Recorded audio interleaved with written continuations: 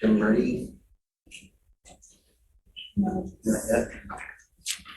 What's your right? Oh, I didn't notice that.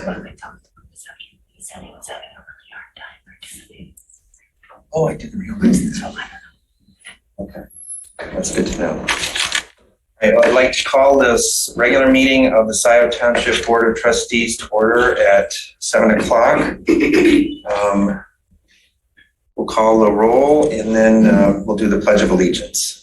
Hathaway, Present. Palmer, present. Flintoff, present. Porto, absent. Jerome, Present. Noel, Present. McLaughlin. Present. We have quorum. Great. Please join me in that Pledge of Allegiance.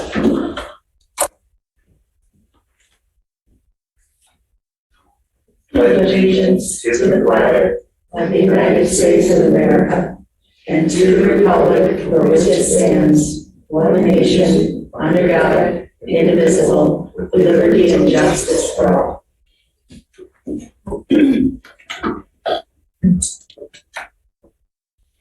Okay. We have a few proposed changes to the agenda, which I'll note, and then if there are any additional proposed changes, we can discuss those. We will add a report under reports for our township attorney, Jim Fink. Well, just so you know, I don't think we have to change that to the agenda. It's just reports. Okay. On the consent agenda, we're removing item H6, which is possible action Sandy Creek subdivision revised flood map, from the consent agenda, moving it to the end of new business,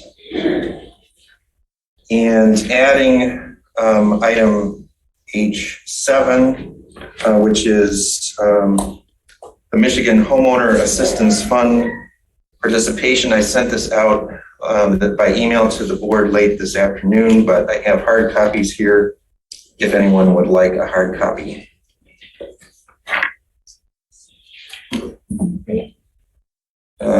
Is that available for the public? I think we have an extra copy I can put over here. Or you'll just. Sure.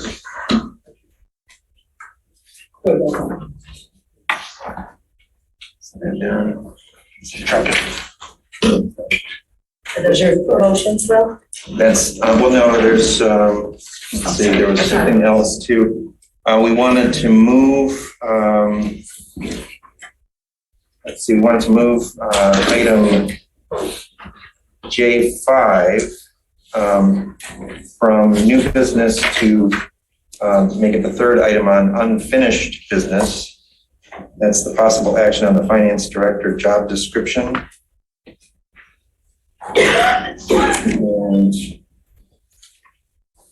And I think that's everything in terms of changes to the agenda. Something to Is that a move? motion? Yeah, I guess we'll move the agenda as amended. Second. Second, so moved by Hathaway, second by Jerome. All those in favor say aye. Comment? Oh, sure. The discussion on motion. I wanted to suggest an additional amendment to the agenda to move I-2 Woodview Commons final PUD site plan from possible action to discussion only. We just received all the materials Friday night, and I know that there's been a lot of questions, a lot of emails flying around, and so I just wanted the board to have a chance to discuss this project without the pressure of an up or down vote tonight. I want to do the developer. I want to make sure that we do right by everybody who's worked so hard on this process and have a chance to talk about it. Well, we could always table it if people aren't ready to vote. But if we are ready to vote, I mean, it's been through a public hearing. I mean, I realize you weren't here for the last meeting when we had the public I hearing. watched it, yeah. But we've had the public hearing. We've had multiple meetings. It's just I would just, to move it along, a motion to amend the proposal on the table to change I2 Woodview Commons from possible action to discussion only. I would support that. Well, I don't support that. I don't think it's necessary. If the board isn't ready to vote, we can always table it. We don't have to change it on the agenda. I just want to manage people's expectations. Sure. Let's call a roll on that motion to amend the amended agenda. So this is a roll call on your motion. To change I2 Woodview Commons final PUD site plan from possible action to discussion only. So please call a roll. Hathaway, No. Palmer, Yes. Flintoff, yes. Jerome, No. Noel, Yes. McLaughlin, No. 3-3, the motion fails. So now let's call a roll on the first motion, which is the amended agenda. Actually, we don't have to call a roll. We can just vote aye. All those in favor of approving the amended agenda, say aye. Aye. Those opposed? So the agenda is amended. Is it approved, adopted. Now that brings us to the minutes of the June 28th meeting. And I don't know if anyone, Clerk Flintoff. Yeah, I just have one technical correction. The footer should be June 28th, not June 14th. Otherwise, I think they're fine. Oh, I see. It's not consistent. Correct. All right. On page 1, it lists Office Coordinator Aiken as present, and I think actually she was not. Because she was ready to serve as secretary. Yeah, she told me. But Terry actually stepped in and did double duty, so Christy didn't have to stay. Is there any other change to page 1? Page 2? Page 3? Page 4 at the bottom, Amy, her last name is Cell. Oh, sorry about that. I knew that. Thank you. Page 5. Page 6, the thing that sort of jumped out at me is I think it makes more sense to use, to sort of combine cottontail thorny-apple with a slash instead of a comma. Agreed. And same with Park Ridge Laurentide. Correct. Yep, agreed. Page 7, Scio is misspelled at the top. And I don't see any more corrections unless someone else has them.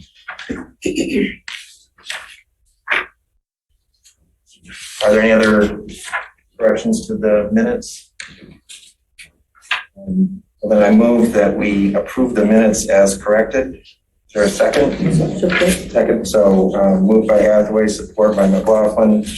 All those in favor say aye. Aye. Aye. Those opposed? Okay. Brings us to correspondence. It is included in the packet. A question which maybe Kathy or Will could address in reports. It's related to roads. If you could just address the status of the Daleview SAB inquiry we got here from Janet Meadow.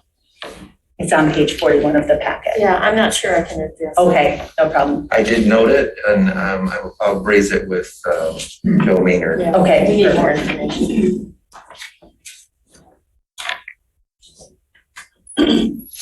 So that brings us to public comment. This is a time for members of the public to speak for up to 3 minutes on any matter under the purview of the Board of Trustees. We hear first from those who are present in the meeting hall, and then those who are participating remotely. Trustee Jerome, are you able to speak? Yeah, I already got the timer. All right, you're ready to go. Is there anyone present who would like to address the board during public comments?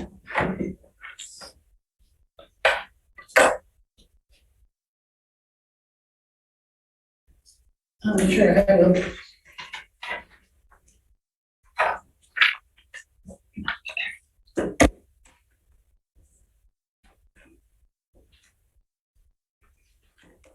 Good evening, Kathleen Brandt, Scio resident.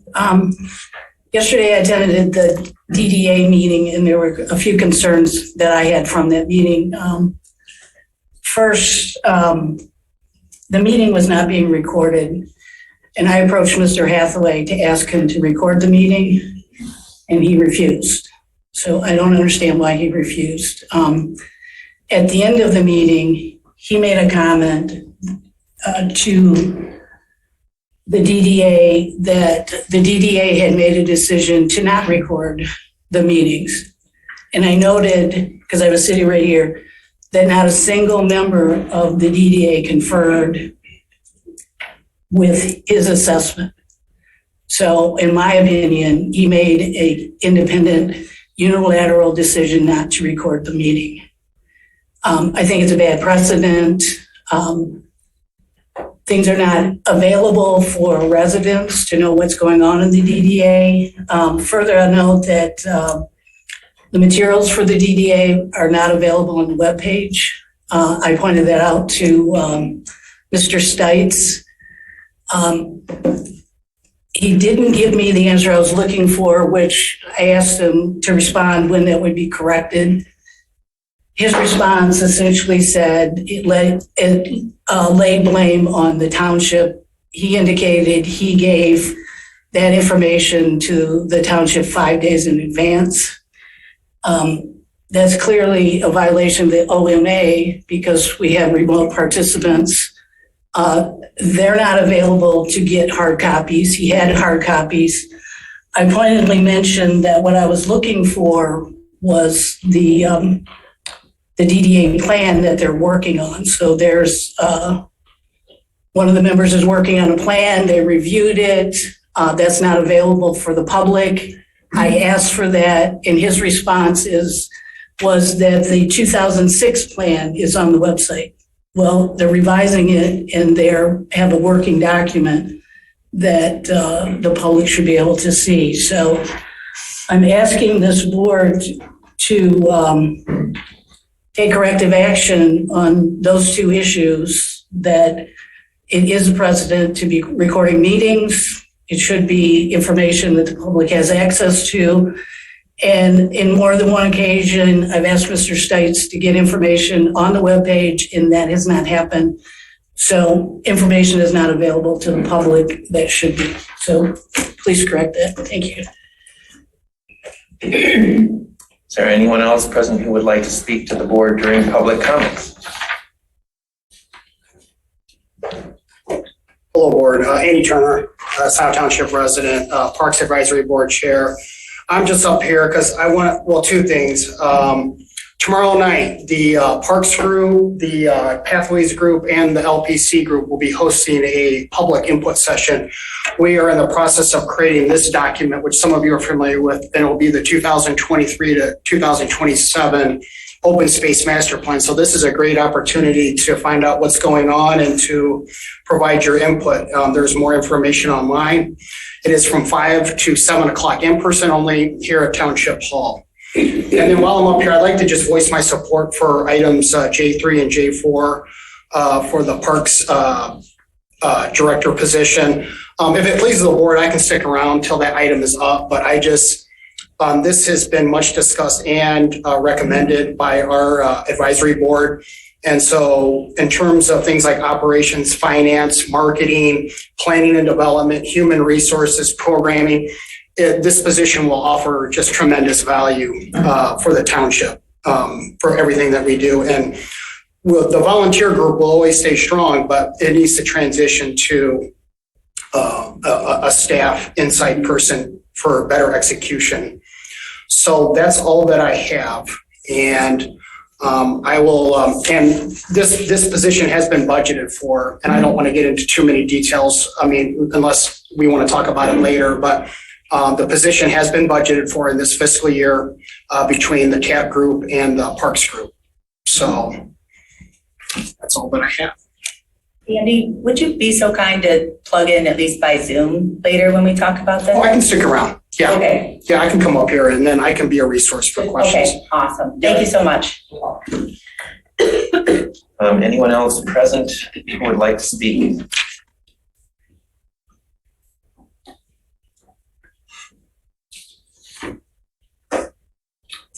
Good evening, Alan Urbano from Parkwood Condominiums. I sent a document earlier into Fran and you hopefully have that. This evening I want to talk about the site plan drawing for the Arbors Grove development. Engineering drawings are the core of any design. Specifications provide details and support that mechanism. Like the roots of a tree, worthwhile projects grow from a strong drawing. Parkwood has struggled with the AG planning process, and the drawing of record has not been a strength. The table below, you see the site plan drawing revisions going left to right, November, January, March, and May. I might note on the far right, the May drawing exists, but is withheld by the developer. We have not seen Parkwood, or anyone has not seen that drawing. Going down the chart, progression, we have total floor area, left to right, growing. Below that is parking spaces, again, progression left to right, growing. Next row is description. The most notable part there is the fire truck turnarounds were a part of the March drawing.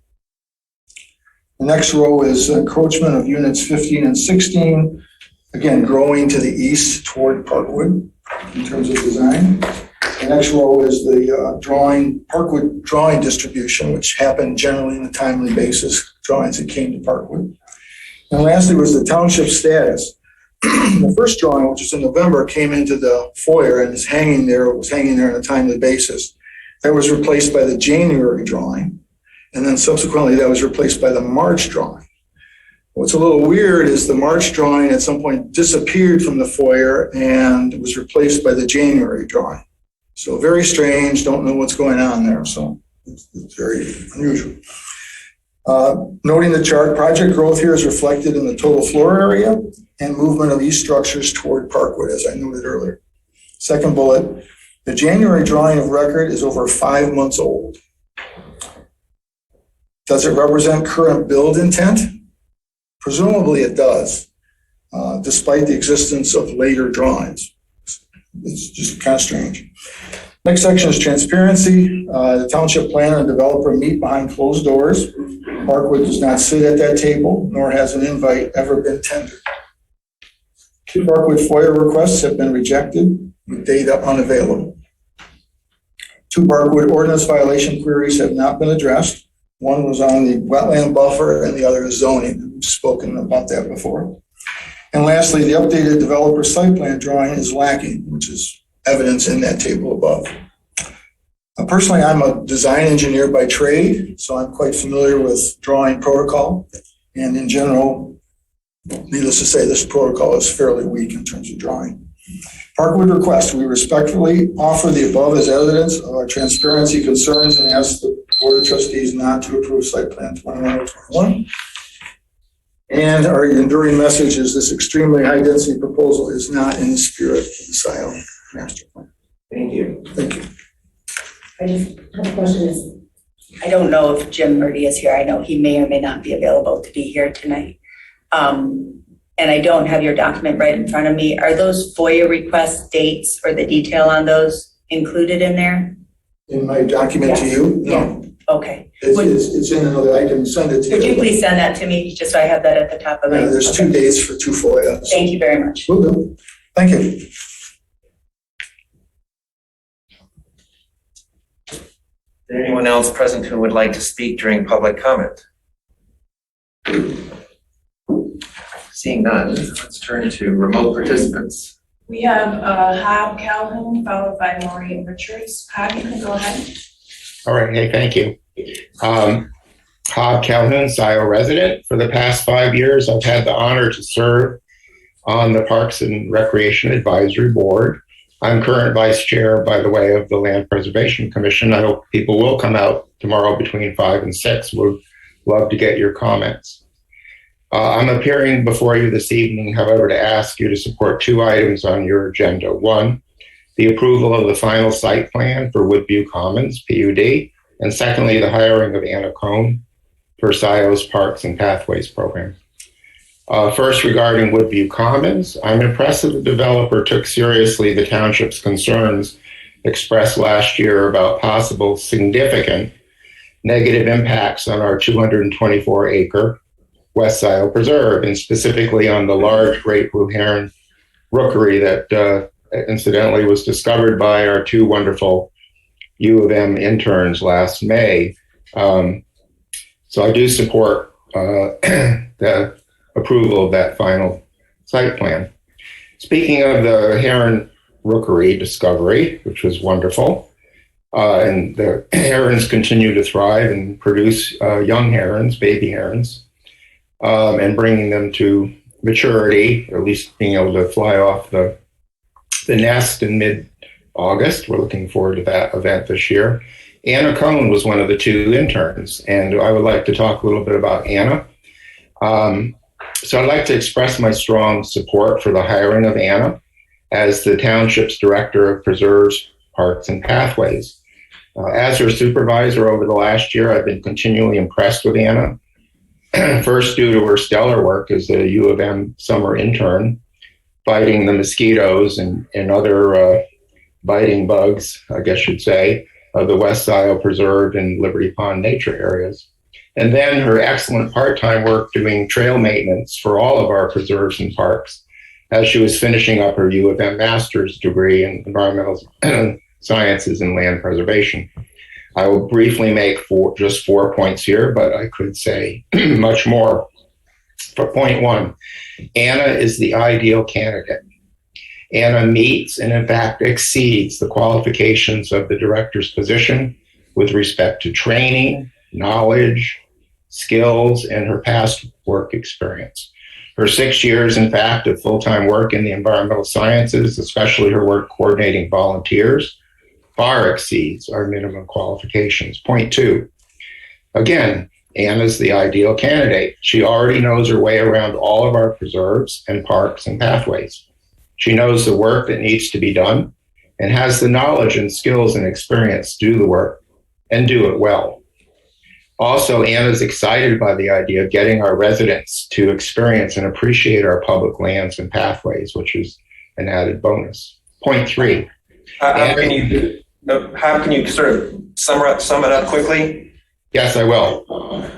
Point 3, Anna's enthusiasm and work with Scio citizens will generate a core of citizens. And finally, point 4, I'm confident that Anna will be a great township employee who will be dedicated to serving the public and who will be an excellent ambassador for Scio and all township government programs and services. Thank you. Pardon? Thank you. Next is Maureen Richards, followed by Jan Culbertson. Maureen, you can go ahead. Hi, my name is Maureen Richards. I'm a Scio resident. As I've traveled throughout the county, I've noted an unusual bombardment of political signs at this time of year. Of course, I'm interested in the signs for Scio elections. At a number of intersections, I've noticed Mr. McLaughlin has signs in the roadway right away. I've seen these at Zeeb Road, Huron Road, and Jackson Road, and at Liberty and Wagner. These signs are within a couple of feet of the road shoulder. I'm bringing this up because these signs are not supposed to be in the roadway right away, and they're a distraction to drivers at these intersections. Giving Patrick the benefit of the doubt, I assume his volunteers have planted these signs and are not aware of the sign regulations in Washtenaw County. I'm calling on Mr. McLaughlin to self-police these placements of the signs and reasonable candidates to the correct locations I've mentioned. I also like to mention that I've discussed the topic with Jillian Carey, and she indicates that all signs are placed on private property and are properly placed. Thank you for your time. Thank you. Next is Jan Culbertson, followed by Kevin Jackson. Jan, you can go ahead. Thank you. Good evening, everyone. Jan Culbertson, Scio resident and Planning Commission Chair. And I'm here tonight to just touch base on two items. One is a very short one, and that is I am just encouraging everyone to take part in the Environmental Sustainability Task Force survey. I want to alert you to the that there was the QR code in the newsletter was repeated for the open space kind of survey. So please go to the website to take that survey. And thank you for the folks that have agreed to do interviews with our Cs team, which is doing great work. We have 2 interns that are paid interns over the summer, and the 5 Cs master's practicum students have put together a great community engagement plan. And I'm hoping that we can use the list of HOAs, farmers, other residents that are interested in sustainability to do an ongoing community engagement, because as we look at our goals and hopefully adopt those goals, we have a lot of work to do in this area. And so thank you for that. Secondly, I just want to touch base on the Woodview Commons. And this is also speaking as an architect, I don't think I have ever seen a developer who's gotten all the way through site plan approval and, a flag being raised by a municipality who has said, yes, this is important, and let's renegotiate. So I want to commend Mr. Stolman, and that also came up at the Planning Commission. There are very accurate minutes of the discussion and the motion. The Planning Commission did recommend approval for Woodview Commons, and unanimously. And I just want to say that I'm very proud to have been part of both the interns who identified the rookery, the work that was done, internally with Scio, and Mr. Stolman for working through protection of that rookery. So if I wasn't necessarily planning to be here during the discussion, but I'd be glad to make myself available if you'd like that. I think that'd be helpful unless Doug is going to be here. He could probably represent Planning Commission. It's up to you, Jan, but is Doug going to be here, Will? I think Doug is planning on attending. Okay. Yeah, and he would be great because there were, several things that he was working with Mr. Stolman on based on the minutes. But I can also kind of check in. So Thank you. And Jan, just, I would just say, at some point we've talked about maybe having a joint meeting or something of the Planning Commission and board, but I just think generally, part of my pause is just the timing of, there's a lot of work that gets done and then we get these big decisions without much notice or discussion. So let's just think about a process for that going forward. So noted. Thank you. Thank you. Thank you. Next is Kevin Jackson, followed by Bill Doty. Kevin, you can go ahead. Good evening, everyone. My name's Kevin Jackson. I'm a United States citizen, a Scio Township taxpayer, and a Parkwood condo resident. I'm speaking about the Arbors Grove proposed development next to the Parkwood condos. Parkwood does not, let me emphasize, does not oppose a responsibly planned neighboring community. However, we do oppose the irresponsible level of density proposed by this return on investment focused developer, 35 units, which would bring irreversible negative impact to our existing community. Consider, with a 0.41 acre existing wetland, this parcel has just 3.89 acres of buildable land. If this developer were to take a reasonable density approach, for example, MR1 zoning, 4 units per acre, man, we would probably be over there helping him dig the first hole. It would be a responsible neighboring community, 16 unit. It would keep the character of the corridor of Z Road as the planners wanted that corridor to be. If you stick 35 units in there, it's out of character. So we hope you oppose and vote down this proposed development as proposed and ask them to bring back a reasonable development. Thank you. Thank you. The last one listening is Bill Doty. Bill, you can go ahead. Thank you so much. I sent a letter early today. Hopefully you've got it. If not, you should be getting it soon. This is Bill Doty from 465 Wood Grove, Scio Township. The Aubrey Grove development has several hurdles to overcome before final disposition of the development by the Board of Trustees is decided.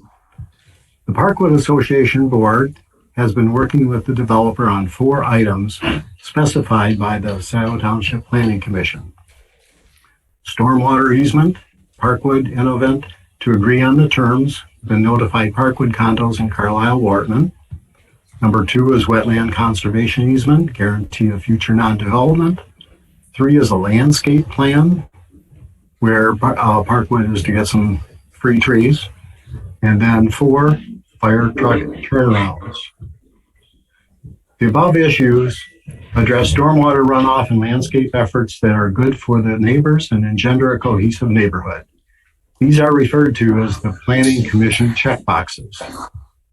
In addition to those efforts of the Parkwood Association Board and the developer, several Parkwood residents have been raising their concerns to you on other important issues that also must be considered.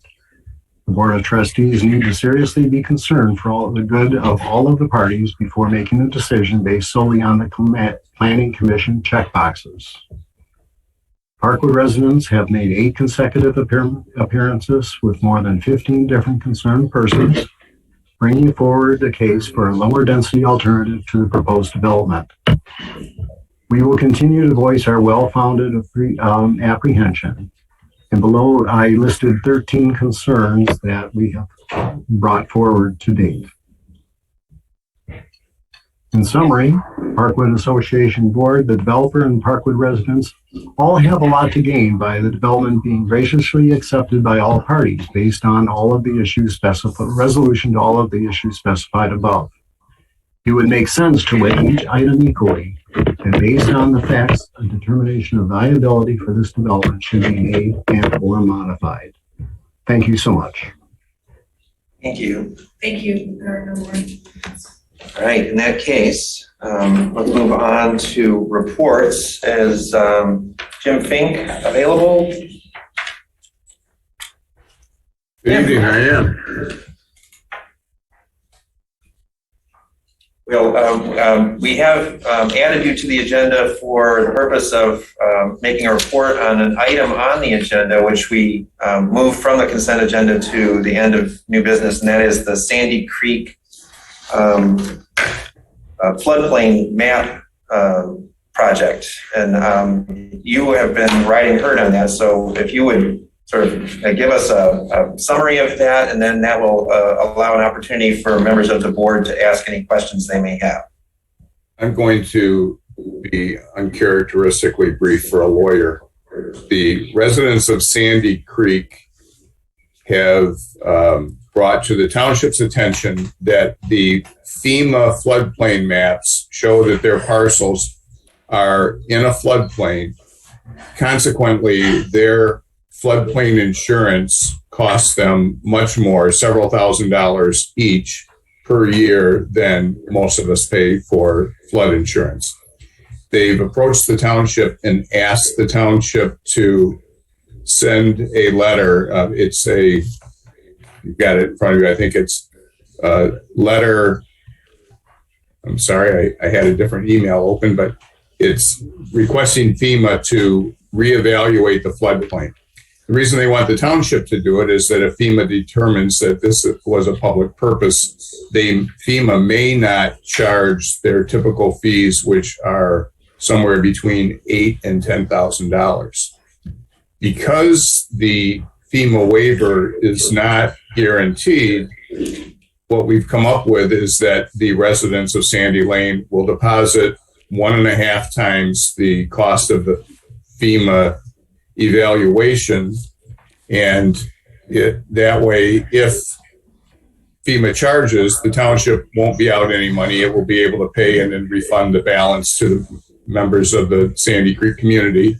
And if FEMA doesn't charge, the township can return all of the money that they've deposited. The only expense to the township will be staff time and some attorney time for helping to prepare the letter and communicating with FEMA and Eagle. The residents have their own surveyor who has done work already and will work with the township to submit the letter to FEMA. And given that the cost is low and that the guarantee of having funding from the residents will be in place before the township submits anything to FEMA, I think it's a reasonable way to help members of the community. We don't know what FEMA will do. They may not change the flood map, but if they do, it will save the residents of that lane, Sandy Creek Lane, several $1,000s a year each. Thank you. Are there any questions from members of the board? And I just want to confirm while you're still here, Jim, you're comfortable with the language in the model resolution, with the model motion language? I made it as short and to the point as I could, which is the board authorizes the township staff and attorneys to work on it, provided the money is in place first. Perfect. Thank So you. the answer is yes. I could have just said yes, clerk. I like the longer answer. Thank you. If there are no other comments, thank you. Thank you, Jim. Have a good evening. Thank you. Thank you. That brings us to our other reports. I don't know, is Jim on or is he not? I didn't know that he wasn't feeling well until this evening. He's not on. Okay, then I guess we'll skip the administrator report and we'll go straight to the clerk. Okay, great. A report on elections, records, and finance. First on elections. Held an election commission meeting yesterday to appoint inspectors and establish the absent voter count boards, 8 of them, for the August 2nd state primary election. Also had the opportunity to give the public an update on preparations for August 2nd election and the implementation of redistricting and precinct changes. A special thanks to Scio residents Mary Cheryl Nutan Nathwani, Sherry Sabah, and Maya Nathwani for serving as clerk's assistants during this election season, where we're very busy processing ballots, and they're authorized to handle the ballots on my behalf. So we run them out to people's houses, things like that as needed. Out of our Scio Township, 15,000 voters, about 14,000 are active. We have issued 3,010 absent voter counting, absentee ballots, and we have received 396 back. So they're just starting to come in much more slowly, pretty typical of a primary where frankly voters are a little intimidated by the ballot, which has 2 columns, a partisan side where you must choose one column, Democrat or Republican, and a nonpartisan side. The Election Commission is going to convene again on Monday, July 25th at 10 a.m., so before our next board meeting, for the public accuracy test, where you can see how we tabulate the ballots and we together show proof that they are tabulated correctly. The clerk's office is open 8 to 4. Additional weekend hours are available the next two weekends as well. So any questions that you have about elections, call Township Hall, please, or rely on the Secretary of State. Please don't rely on other sources of information because there's a lot of bad information out there. Next update is on finance and records. As everyone knows, the township has lacked a finance director since November 2021, and this board hasn't yet filled this gap, either temporarily or permanently. But fortunately, in April, by just a 3-2 vote, the board agreed to hire Amy Sell, recruiter extraordinaire, to begin recruiting for a qualified finance director. She's done a great job. We've had a general posting on our website, and she's been pushing it out, recruiting and vetting candidates. And we currently have one candidate still in the running. Spent some time with, I know, Patrick, Kathy, Donna, Will, me, some staff here, a lot of time on Friday. And we're very excited about that potential candidate. As part of this, we have the finance director job description on the agenda. Amy Sell did a good job of starting to work with Donna, Will, Jim Murdy, and me on kind of a consensus job description. We've, of course, had a job description for finance director, but it needed to be refreshed and updated. She did a great job. I thought we were about 90% there. I do want to say that what is in the board packet has some significant changes that Will and Jim made from Amy Sell's consensus document, so it is not a consensus document. So we will start where we're at. There are significant changes that have changed the scope of it. And I do hope, given that we all need a finance director and probably our candidate might be watching us tonight, that we can work hard to try to get to as much consensus as possible. We continue to suffer from a lack of sufficient and qualified finance staff. You've noticed we haven't had our monthly financial reports that Rebecca Maudie usually provides, our revenue and expenditure and balance sheet reports. That's because, as you know, we still haven't closed our books from the prior year fiscal end, which ended March 31st. It's the board. We are legally responsible, of course, to have our books audited. That can't be done until our books are closed. They must be audited and a report uploaded to Michigan Treasury by not later than September 30th. It was fortunate that on May 24th, the board finally authorized $10,000 of appropriations for some consultants to help us close the book. We have a contract with Nick Armalagos, a CPA with 30 years of public finance experience. He's the CFO at Airport Community Schools. So he's doing us a big favor. He's great. He's working weekends, came in to go over year-end closing, proposed entries with Sandy and me. We've been working on Sunday, and we'll meet every week in the next couple weekends to get those books closed. I will say again, still unresolved is the situation created on May 13th by interim administrator Jim Murdy, who provided unauthorized access to modify the general ledger to someone who had been provided explicitly read-only access, because that person has the position to collect money and make deposits. So we wouldn't be able to have internal controls. Jim continues to say he's been working at this board's direction, despite countervailing opinions from multiple township attorneys that have confirmed that I, as clerk under the statute, have personal responsibility for the accounting records and maintaining the integrity of those. And I will say again, I am the custodian of these records. The board and its administrator have not yet fully returned control and custody of the journals and ledgers, only partially so. Currently, these records are unprotected from manipulation. I'm doing my very best to continually audit what's been modified, but I don't currently have proper administrative authority to ensure that these are correct. Access can be changed without my knowledge. I have to continually check to see if there have been changes made.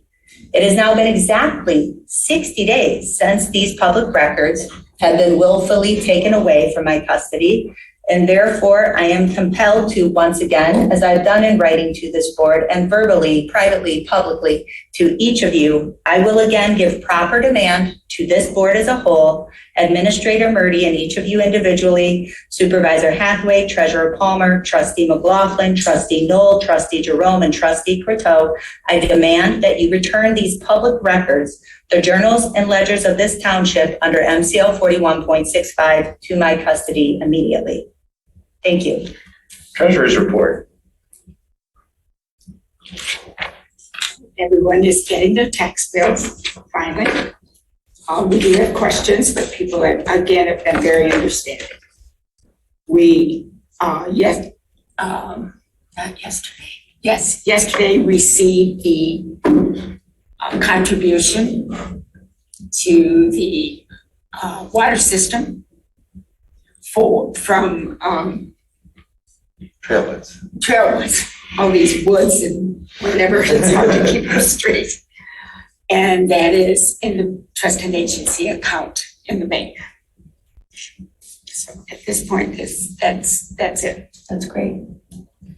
Broadband Task Force, They have not met.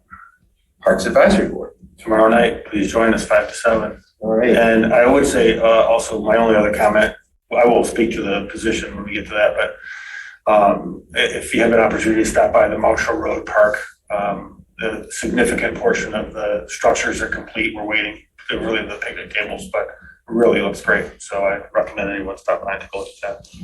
Cool. Land Preservation Commission. As not bad, we'll meet tomorrow afternoon from 3 to 5. Our representative to the Planning Commission is absent again, and she would also, I believe, give the report on the Sustainability Task Force. Transportation Alternative Planning Committee.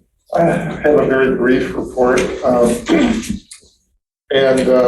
Again, I just want to reiterate tomorrow from 5 to 7, the pros plan is going to be here in this room for everybody to review and give comment on. And the other item that's relevant is the phase 4 construction of the Z pathway is ongoing and making great progress, and it should be completed late this summer or early fall. And it's looking very good. And I agree with Alec that the structures down at the Marshall Park are very attractive. The Gelman.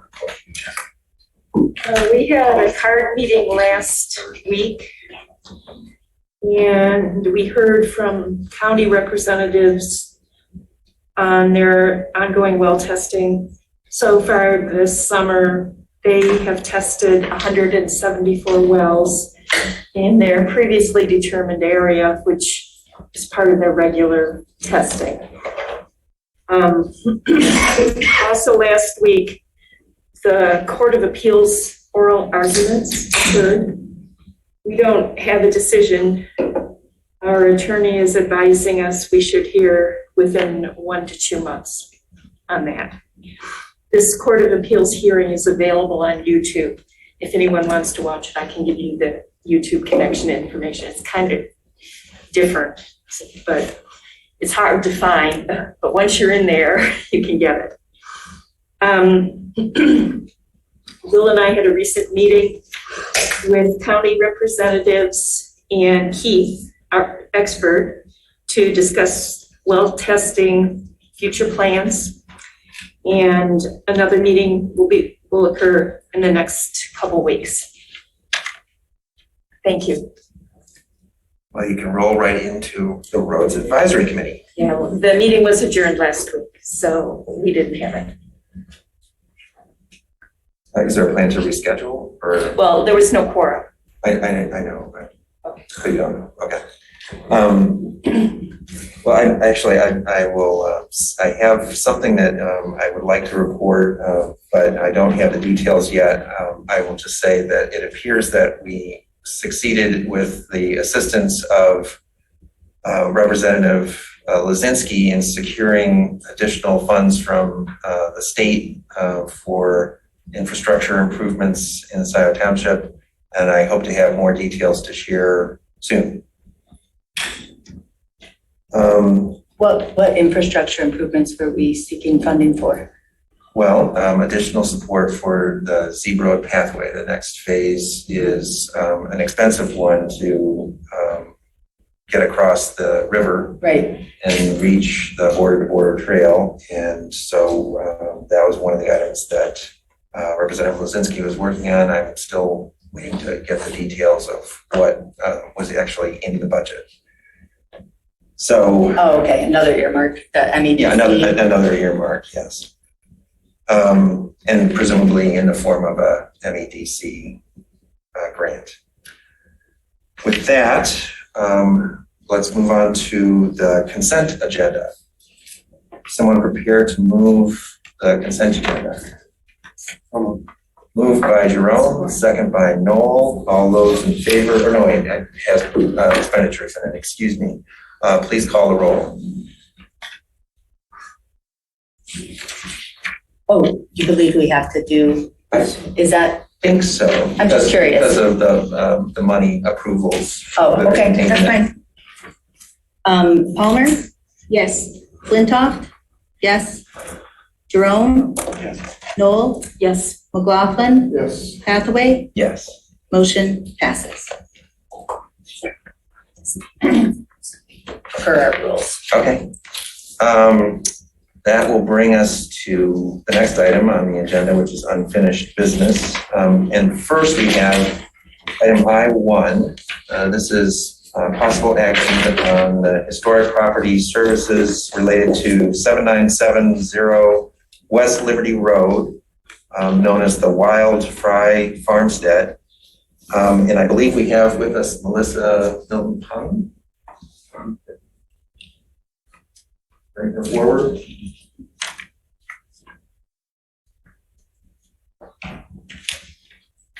So this, just a brief introduction, this is an item that the board received a presentation on about a year ago. The project is to establish a historic district that would protect the roughly 5-acre site that contains the historic farmhouse and the barn and the outbuildings. And the model motion is to approve the revised services agreement with 24 Oaks LLC for historic property services related to 7970 West Liberty Road, the Wild Fry Farmstead, to be paid from 101-803-823.000 contracted services. So I'll make that motion, and is there a second? Support from Jerome, so moved by Hathaway, support by Jerome. And then we'll have a presentation from Melissa, and then we can have some board discussion. Melissa. Hey folks, nice to be with you again. I'm speaking to you from my home right here in Scio Township, actually. I've been doing some traveling recently though, so I didn't find it necessary to come in and potentially expose you to anything I brought home. But I'm glad to be with you again. As you'll recall, we chatted about this a while ago, and we then went into a contract negotiation, and then Ann Arbor Public Schools shut down for most of their in-person training for students over the winter. Capacity, not great. So we're back at this now. So thank you for the opportunity to again have this conversation with you. I'm going to share my screen briefly, if that's okay. We need to give permission for that. No, she has. I think I got it. All right. Give me just a second here. Okay. I always like visuals when I talk to people. This is the property in question, and there's also a pretty great barn there. Despite the kind of rough around the edges appearance, the property is actually in pretty great shape. And I think that one of the best points about the potential work here is that this would return this property back to the tax rolls, and it would allow it many more years of useful service for a variety of different purposes to be determined by the person or persons who own it. What we're talking about here is protecting the property from potential demolition or alteration that would take it away from its character as a historic site. So let's back up real quick here. A while ago, we had this recommendation, and the township decided to proceed for these reasons. You're working with me from my 12 years as the Historic Preservation Planner for Washtenaw County. I left that position about 5 years ago, and there is a reduced capacity within that staff position now. My successor, Melinda Schmidt, is a credentialed similarly to me with a master's degree in historic preservation, very talented person, but she does not have the time or capacity to do this type of research and writing. There is a historic district commission. There's a historic district study committee that the county has put into place. And the township has already put into place a contract with the county to do this work. So being able to put the contract with me, to give me the time and space to be able to do it for you all, would allow us to proceed with the usual compliance to allow for this designation. What does that mean? Well, it means you've already done it before. You've done it with Delhi Bridge, and you've done it with Gordon Hall. Both of those are Washtenaw County local historic districts, and this would be adding to those protections that have already been placed on other historic resources in the township. In this case, you'd be placing it upon a property that would be purchased and then taken care of by a new owner. So let's talk about what you will be getting through this partnership with me. We will do a survey report, which means we're going to go through and we're going to do an existing conditions documentation of the property and all of the built environment there. And then we're going to make a recommendation about how it is historic, which we already know. You don't do these sorts of things without feeling pretty sure that you want to proceed. The study committee report is where we dive into the historic nature of the property. We do the research, we tell the story of the landscape, and then we place into effect what is important about the site. That's where the ordinance comes into place. We'll be creating an ordinance that's in compliance with state law that allows the County Historic District Commission to be able to oversee the property in perpetuity. And then we're also going to create a request for qualifications and RFQ. It'll basically help the township market the property to find the right steward to purchase the property and to care for it. I'm also going to have the ability to attend meetings like this one and others and do facilitation. What's the process? It's kind of complicated. So let's get out of that one and I can show you a better visual so you can see it a little better. I hope that I'll be able to share with you this other one. Hold on just a second here. Here we go. So this process is long. I didn't create it. I wouldn't have made it this complicated, but my job is to help it be a little bit less complex for you. So we're already here on step 4, which is the creation of a study committee.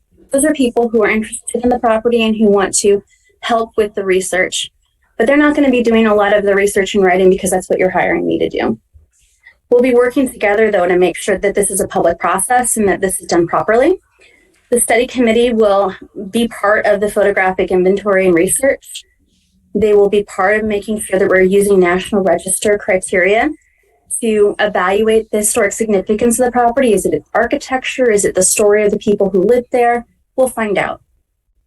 We'll then put together that report, and then we'll have the opportunity for the township to review it, the local planning commission, the board of commissioners for the county, the state historic preservation office, the Michigan Historical Commission, and the state review board. These are all separate entities. They're required by law to review it. We'll help facilitate that and make sure that they get a good look at it, but that we keep this moving along. By law, about 60 days after the official transmittal of the report, at least, then we hold a public hearing. And that's when we've already begun talking to the neighbors. We're asking people in the community to participate in this conversation and understand why we're doing this and why it's a good thing for the township and to hear people's concerns. After that, we finalize that report. And you can do it in up to a year later, but we want to do it faster than that because we want to make sure that we're able to get this property ready for sale and then back on the tax rolls. Once the final report is returned to the county then puts into place an ordinance. And that ordinance is something that we'll be providing to them. It'll be very easy for them to say yes or no. And we won't even get to that point without making sure that they will say yes. After that, it is the purview of the county to make sure that they oversee in perpetuity the property. And that means that if there's work that would require a permit to take place on the property, they make sure that that work will continue to help the property be historically accurate. It's not a museum, but not necessarily doing something that would damage the property. And in the end, you do have the support of the Historic District Commission. One of our trustees here in the room tonight, Commissioner Jerome, is a member of that body. I know it's more complex than it should be, but that's the easiest I can explain it to you. And I'm happy to provide those materials for other people to review if you'd like. Thank you, Melissa. My pleasure. Are there questions for Melissa while we have her here? I don't have any questions. I think Melissa did a great job summarizing part of the process. I will say that the WATC did meet last week, and we're eager, should this go through, to get together their study committee members and move forward with this. So Melinda and others on the commission are eagerly awaiting this opportunity to delve into this and protect this historic property, hopefully. Thank you, Alec. Clerk Flintoff. Sure. Thanks so much, Melissa. I really appreciate having your expertise. Completely sympathetic to having young children during COVID. It's been rough. And I will say, really glad to have your and Alec's expertise on this. I'm certainly not a historic preservation expert. I know both of you have that expertise, and I really respect that and appreciate that you've brought this here. I do want to note, this is a new function for the township. It's not a core function. It's not a voter mandate. So this is something additional that we're choosing to take on. And so with that, I want to just say that we need to rely on you, Alec, Will, whoever the champions of this are, to keep this moving, because we have had this property for many years, and we pay the taxes on it. We pay the insurance on it. You have people on the board like me who look at it and see it as an old building and don't really understand the potential, but I trust that it's there. So I just want to ask that I hope that with approving this contract, then that the momentum keeps going, so that we can get this buttoned up in the next, I don't know, probably 24 months, I would guess this process might take. Alec? Just one other thing I'd like to add, and I know Melissa mentioned it, but it should, we have responsibilities to review our conservation easements. Once this is a function of the WHDC and we started our review of the other properties, that will fall to Washington County. So we will not be in perpetuity having to maintain the standards of the review for the property. So I just also want to make sure that once we are able to actually place historic conservation easement, essentially I'm calling it, on that property, it will go back on our tax rolls, and we will no longer be the responsible party in terms of corrective actions, reviews of the property. We actually will go out and do a survey each year to take a look at the property, make sure that it is adhering to the tenets of the ordinances prescribed for them. We will work with them and they come for in front of the commission when they have a request for a change to their property. So all of that function, though, would be handled through the Washington Historic District Commission. Yeah, which I think is a great structure. It's another. We're not responsible for that, such as with area surveying, other things with other properties. That mechanism is the WHDC. Right. I just want to clarify that for people. No, absolutely. I was talking about current costs, but I think this is a great way to do it, because I don't think we want to get in the business of having our own commission or anything. We've got a great county commission, so it's definitely the right way to set it up. Will, I would offer a friendly amendment to your proposed motion. We do not currently have sufficient funds budgeted. This board had adopted $8,000 in our FYE 23 budget. $4,000 is paid out, so we would need to just add here that we would be appropriating $13,500 in general fund balance to 101-803-823. I believe it's a total ask of $17,500 with $4,000 paid. I was pretty sure that we had budgeted for this. No, we had $8,000 budgeted. I confirmed. Well, I don't know that that's necessary, but if it is necessary, because we want to appropriate before we authorize. So there is, in fact, $8,000 budgeted. We've spent $4,000. 8 minus 4 is 4. So here we are. We need to appropriate $13,500. I just checked the general ledger before the meeting and the budget and the adopted budget. It's contrary to the information I obtained prior, but What information were you looking at? I conferred with the deputy treasurer, deputy supervisor as to funding, and my understanding was that there was funding for this, or that, if necessary, we can do a budget amendment at some point at a later time. We don't have to do it tonight. Yeah, so it's just better practice, and actually the legal appropriate way to do it under the Uniform Budget Act is to appropriate funds before we authorize them.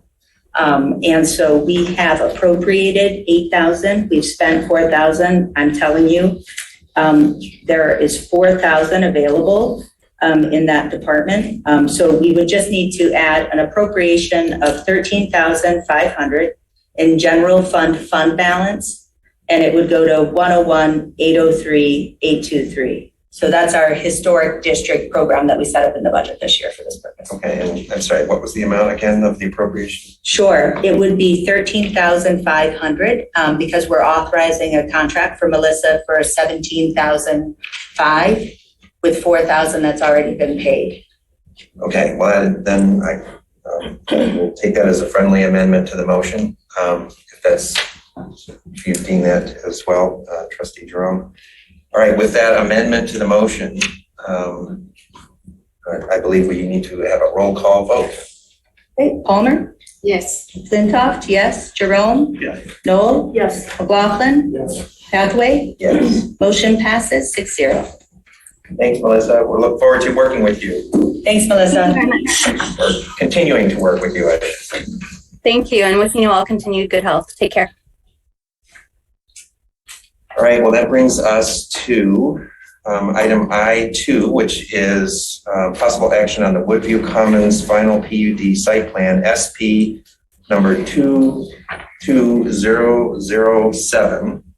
And in this case, the model motion is to approve SP number 22007, Woodview Commons final PUD site plan based on the Planning Commission recommendation of approval, with the condition that the township and Woodview Commons developer reach agreement and clarify the final number of RDUs. So I will make that motion. Is there a second?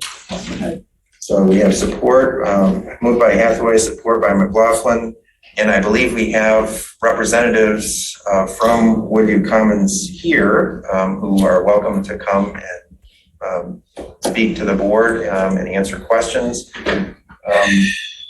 I would like to say that there was a question that was raised at the last meeting about the matter of one element of the proposed development plan. This was originally, there's a building that was part of the mixed use aspect of the proposal that was to include some kind of senior health services, possible living situation. And that element was never completely defined, but it, like other elements that were part of the mixed use aspect of the original proposal, was replaced with other uses in this new proposal. And there was a question that was raised at the last meeting, and we've since clarified that there was a little, in some ways, sort of difference of the asking of the question. The question was posed in one instance, is this possible to have senior sort of housing, health services in some aspect? And the other way that the question was posed was, could there be marketing that would target seniors for residing in a particular element or a percentage of the development? And because the question was posed differently in different contexts, it got different answers. And I think we had some clarification of that over the last 24 hours. So I just wanted to sort of explain that and put that in context for everyone before we proceed. But with that, I would like to turn to David and your colleague, is that Matt? Yes. Yeah. to make a presentation. And I don't know if Doug Luan and Matt Parks are with us, but if there are questions for them and they are, then we can turn to them. Please proceed. Good evening. Nice to see you all again. My name is David Stolman, and I'm here tonight representing Jackson Road Sobe LLC, the petitioner for tonight's amended and restated Woodview Commons final PUD plan. I'm here with Matt Bush, our civil engineer, who represents the Atwell firm, and Claude Farrow behind us, our architect, who represents Hobson Black. As I'm sure you'll recall, I was here before you on June 28th for the final PUD public hearing for the amended and restated Woodview Commons final PUD plan. As a short summary, the preliminary amended and restated PUD was unanimously approved by the Planning Commission and this board this past spring. On June 13th, we made a full presentation to the Planning Commission for final PUD approval and received a unanimous recommendation from them for final PUD approval. Tonight, we are seeking from you a final PUD approval for the amended and restated plan set. We have worked with the township and its consultants throughout this process, and at this point, based on our conversations with them and their recent review letters, we are not aware of any outstanding issues except for two minor issues which we resolved yesterday, which is what I'm assuming the earlier discussion from the Please address those when you get to it. Thank you. There were some inconsistencies in the RU allocation for the project that were discovered. The RU count has now been confirmed at 593 RUs, two less than the original approved Woodview Commons PUD, which had 595. A new RU allocation plan sheet was submitted to the township engineers, and a revised development agreement with the corrected RU count was submitted to the township. So in sum, we are requesting being allocated two fewer RUs than what the previously approved plan showed. Second item, on Monday, we received a second review letter from Doug Armstrong, the Assistant Chief Fire Marshal, asking for some minor modifications to hydrants and FDCs. These review comments are completely acceptable to us, and we will have revised sheets for OHM and the engineering department to review prior to our pre-construction meeting. Before I conclude, I'd like to take a moment to go back in time 1 year ago when the township discovered the nearby blue heron rookeries and asked us to help protect them. Since that time, we have worked diligently to redesign the plan to accommodate this request. Tonight, 1 year later, we are on the precipice of bringing this new plan to protect the blue heron nesting areas to fruition. We would like to thank this board, the Planning Commission, township staff, Sally Boss, Stacy Serter, and Matt Parks at OHM, and Laura Krebs and Doug Lewan at Carlisle Wortman for working tirelessly with us over the course of the last year during this amendment process. We are very proud to be here tonight to present this plan to you. We believe that our revised amended plan is a great example of private-public cooperation. A thoughtful design that not only protects the sensitive nature of the great blue heron rookeries, but a plan which protects wetlands, provides additional open space, reduces tree impacts, and will deliver a great development within the Scio community that everyone will be proud of. This plan is different from our currently approved plan in only the best of ways. We're excited to be here tonight, and we'll be happy to answer any questions you have about the Woodview Commons amended and restated PUD plan. Thank you. Thank you. Are there questions from members of the board? In the beginning, well, it sounded like you were considering a way for a senior housing facility of some sort, and it seems to disappear. And it is really something that I think all communities are realizing a need for. And I'm just wondering what happened. Yeah. Okay, I'm going to address this in sort of multiple ways, so to be clear.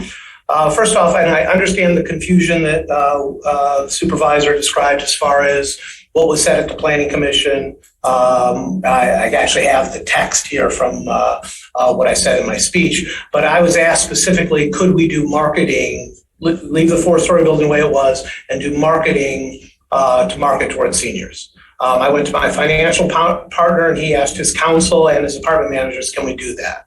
And the answer that we got is that will expose us to enormous liability and that they do not want to do that because of that.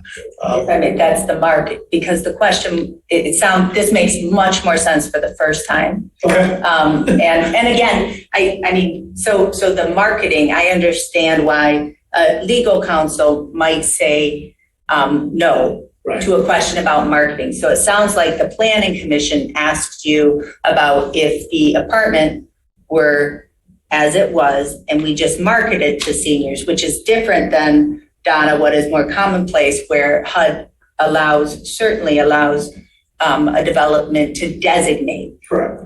So it sounds to me, had the question gone to your council about could we designate units, so, what is it, 80% or something under HUD guidelines for 55 plus, certainly that's legal. I'm not a senior housing developer. It's okay. I have some experience in housing, and I know that is in fact legal. So that makes more sense. If I can continue, I want you to understand sort of the full breadth of this. And I'm going to go back to a year ago when this whole thing happened. We were asked a monumental task. Take a plan that was basically already approved and worked on for years and try and figure out how to make this work. And as much as on paper it has to work, it also has to work financially. So we went through all kinds of gyrations, and that's part of why it took so long to figure out how to make this work, because we moved a significant number of ranches from the from the rear of the property in order to create that buffer zone. As a result of that, we started looking at how can we make this work. And originally, when we had proposed down at the senior housing in the original PUD, our plan is we are not senior housing owner operators. That's not our business. That would be like us starting a whole new business, and we just don't do it. So our plan at that point was, and we had expressed this to the planning commission and to the board, we don't know what level of care it'll be. It might be independent care. It may just be senior apartments. We don't know. And then we're going to do a lot of market research to figure that out. Well, a couple things collided after the Blue Heron issue was raised. And that's two things. One is right now, and I've had a number of conversations with senior housing owner operators, there is very little new development going on. There may be some projects that are previously planned that are making it through the process. But right now, and I'm literally quoting a gentleman who's an expert in this, 65% of their operating expenses are labor. Their labor costs have gone up by 15%. Because people are older and require more care. It's about inflation and there's a scarcity of labor in the market. So they've seen this huge increase in cost. The rents have gone up maybe 5%. So their margins are very compressed. And when we heard about that, and then we combined it with the fact that as we ran our financial model, the numbers didn't work. And we didn't want to come back to you and say, we can't make this work. So we looked at the project in a different way. We said, what if we don't sell the senior housing pad? What if we go ahead and we simply do apartments that will be targeted towards seniors? Maybe target's the wrong word. They're all elevator served. The general sense of senior living is no steps, right? And so we went and said, can we make that work? And that we were able to make feasible. So part of what you don't see on the plan itself is all the underlying changes of what happened in the project. Yeah, and that is, I would just say as a board member, I'm completely unaware of what the negotiation looked like in terms of the herons. I heard about the heron rookery. Nobody wants to, run over baby herons. We're all down with herons. Okay, but I did not know what trade-offs the township was expressed to you that we were willing to make. And I'm not saying there has to be a choice, but I'm just, the board, as a board member who's not on the planning commission, okay, I don't know who was negotiating with you. I don't know where this happened in the process. I'm not saying it was improper. What I'm saying is between the planning commission, the planner, the board, I remember, David, when you first came to us before COVID, right? And Jack was telling you, like, hey, we got to make sure we fill the retail in front first. And I was like, is this going to be hospice? And I asked you about affordable housing and, all this stuff. And so literally it's been, I think, I've heard you present, I think, 3 times. Okay. Right? And then Friday night, we get this, and this is not, this is our own fault with our own process here. And so it's just a huge amount of information where I'm trying to put back in my head, and I watched your public hearing 2 weeks ago, and, a lot of props for working with us, and I really do appreciate it. But I guess, it's just a lot of information to sift through to now understand what is being proposed when we're here at the 11th hour and what's off the table. So it sounds like a few things came out of the project. Is that right? I knew self-storage, we knew that. Self-storage was actually, just so you know the history of it, was suggested by the township many years ago before we even submitted anything. I'm not surprised to hear that. That's fine. Yeah. The other retail that was removed, after having lots of conversation, that's part of why it took us so long to actually come up with a new plan, was that we felt that we had excess retail there. So and the medical office business seemed to be something that we were willing to. We build office buildings, we build medical office buildings. So that was not something that was foreign to us. So those were the changes. A variety of changes as far as you can see, kind of the way it lays out, but the road plan is 95% the exact same as it was before. The additional thing I would like to bring to your attention, and I mentioned this to the Planning Commission and the board, is that at no time ever, and you just mentioned it, were we saying we were doing assisted living or any kind of level of care. We really didn't know. And we really didn't know what was marketable. And obviously the market shifts and we hit COVID right in the middle of it. But we went through the exercise before we even proposed the project and submitted it to see, okay, if we're removing the senior housing component, are we providing enough diverse housing, which is one of the things that you asked for in your master plan? And do we have enough senior or housing that is attractive to seniors? And I'll just read this so I'm being very exact, but typically senior housing if you want to describe it, is one level living with no stairs. And it's an excellent measure of determining whether a residence is attractive and inviting to seniors. With that in mind, if you go through our project and look at all of the ranch level living with no steps whatsoever, 44% of the residences in Woodview Common are one level living. That is 244 one level, no stair residential units. So we feel like we've provided ample housing for seniors. And in addition to that, if you look at how that breaks up, we've got a 4-story building that's all elevator served. They can live on any floor there. And those units will have varying sizes. All of the stacked flat buildings have ranches on them that are really smaller units, but if that's what a senior is looking for, they'll be able to find smaller units there. And then all the ranches provide single level living in larger units. So we have a diverse mix of units that we feel are attractive to seniors. I know if my parents were moving, I would very much consider some housing like this. And we just didn't see any reason to try and increase that beyond what we have. 244 out of 548 units is a significant component of it. So with that, I guess the only other issue I'd like to bring up is our business plan, our business model shifted here when we redesigned this plan. We had, we had different, we were the retail, we might sell it, we might not. Right. The medical office building, we might sell it, we might not. This project is intended to be owned by our companies for a very, very long time. And that is consistent with the fact that we do not have a master deed or condo documents because we're not planning on splitting the property up.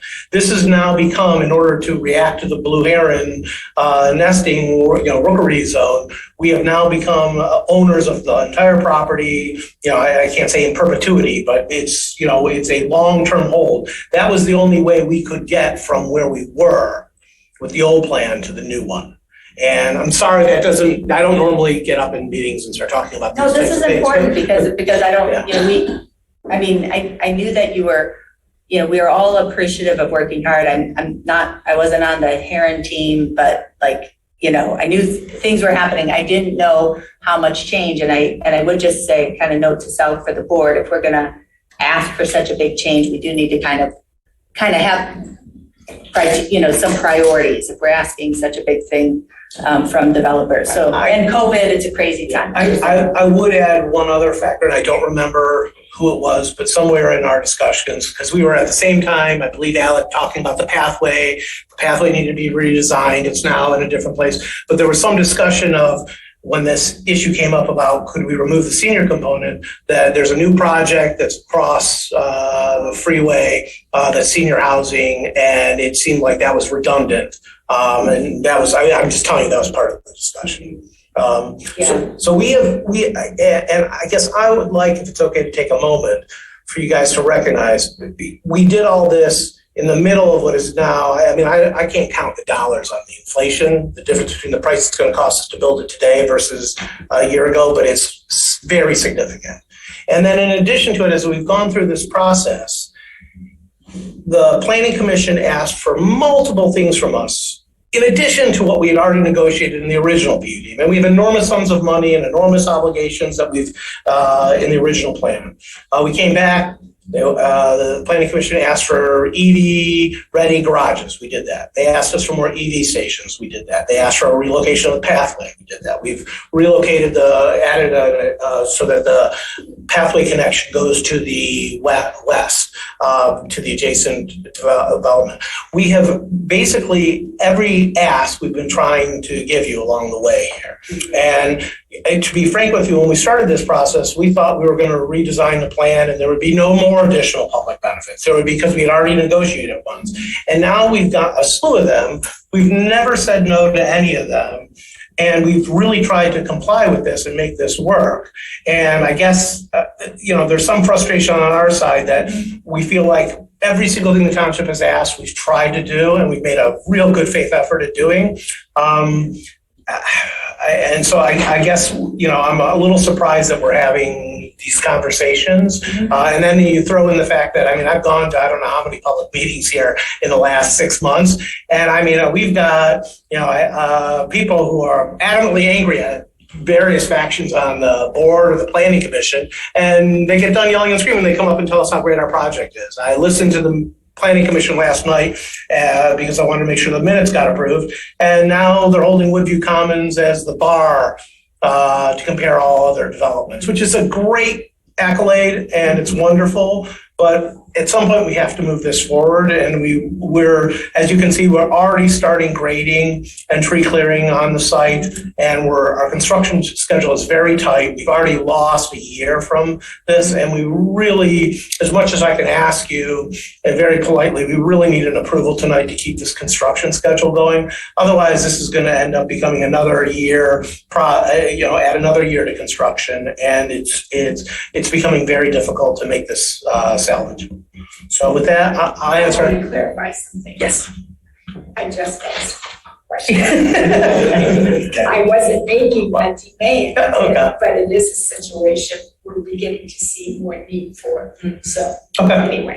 Well, I apologize if I'm when I heard the motion, I was like, what? How weird? And so I apologize.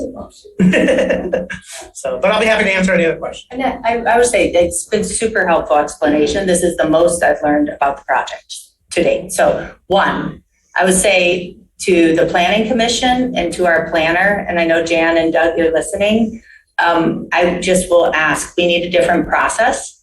As a board member, I can't sit here and responsibly approve something that I get a stack of a couple of days before. And I would love to, if we had the opportunity to hear directly from you, before we were making these decisions, maybe there's something we can do with these big projects where maybe we have a joint meeting or something. I don't know. This is not on you. This is on us. I would welcome that. Yeah, because I think that and I would also say to the township, I would like us to get our priorities in order in terms of what sort of asks we ask from developers. And all the things we've asked for are good things, right? But there's a ranking of good, right? There's a ranking of what's important here. And I just really am so concerned about the housing. And so since before COVID, when you were here, and I think it was even marked as a hospice, it's somewhere in one of the documents. It was unclear. We knew it was going to be something. Okay. And the other development, Heritage Woods, is really going to be more like Silver Maples, a continuum of assisted living. And what I thought that Woodview was providing was some affordability for seniors. I knew it wasn't going to be affordable housing. I knew it was undefined whether it was going to be a care facility or apartments for seniors or something. But if we don't put some boundaries around it for seniors, I don't think our seniors are going to be able to compete in the market for these apartments. If we're thinking about people who need to age in place without a lot of services that they would need, let's say they needed to move to Heritage Woods or, something with some services. But for your elderly person who wants to downsize, age in place, a one-floor place, I'm just very concerned without some boundaries around these apartments that our seniors aren't going to be able to compete. They're going to get priced out by working people. If they're moving from a fixed income house where they're paying a monthly mortgage and then try to go into some probably really nice apartments and compete for it, I think they're going to get priced out. It's my concern. Other members of the board, we have questions or comments? Yeah, so I was the one that asked you a couple of weeks ago about the senior housing. Okay. And the question that I asked you was different from the question that you were asked at the planning commission. Oh, sounds like. okay. So, and that's fine. I could have misunderstood. Yeah, that's fine. That's fine. It sounds like you've been responsive to the planning commission and to the board. But keep in mind, there are several of us on the board who maybe don't hear regular reports of what's going on, and we're unaware of the prior communication and the give and take that may have occurred. Correct. And it sounds like it occurred. That's good. But so when we get to one of these meetings and all of a sudden we're given hundreds of pages of material, it's reasonable that we're going to have questions. Yeah, of course. Well, it sounded like you were a little frustrated with some of the questions that had been coming, but I mean, I thought a component of senior housing was going to be a part of this. And way back when I had heard about it, that was the message that had been communicated. But I haven't been a part of any of your ongoing discussions in the last probably year or 2 years. So I didn't know that any of it had changed. Well, I'm sorry if I was a little aggressive. I was very confused when I sat down and I was like, wait, I looked at that. And it makes sense. And I will say, I think the township has not been managing this very well for you, because I hear you, you've said yes, you've been a great partner, but it sounds like you've gotten a lot of requests and maybe they weren't the most important requests to the majority on this board. I don't know. Well, I would disagree. I think there's been a very methodical process between the township and the developer. We had a team of people, including our planning consultant and engineering consultants and members of the board, meeting with you, David, and Nico during the COVID period. So a lot of Zoom meetings. I remember a lot of Zoom meetings where we worked through. And I think part of why Woodview now serves as a model for other large PUD type developments where there's community benefits is that part of that process was sort of a prototype for sort of structuring what the kinds of community benefits, sort of off-site infrastructure benefits will be.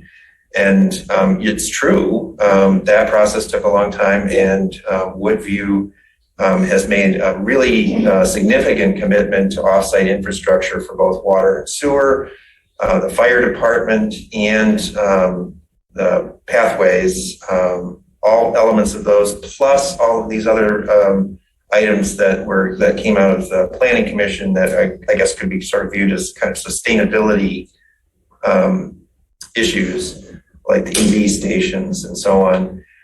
So I think there was a lot of communication. It was very thoughtful, and it was just sort of astonishing that at the very end, there was this discovery of the Blue Heron's rookery to the south of the site.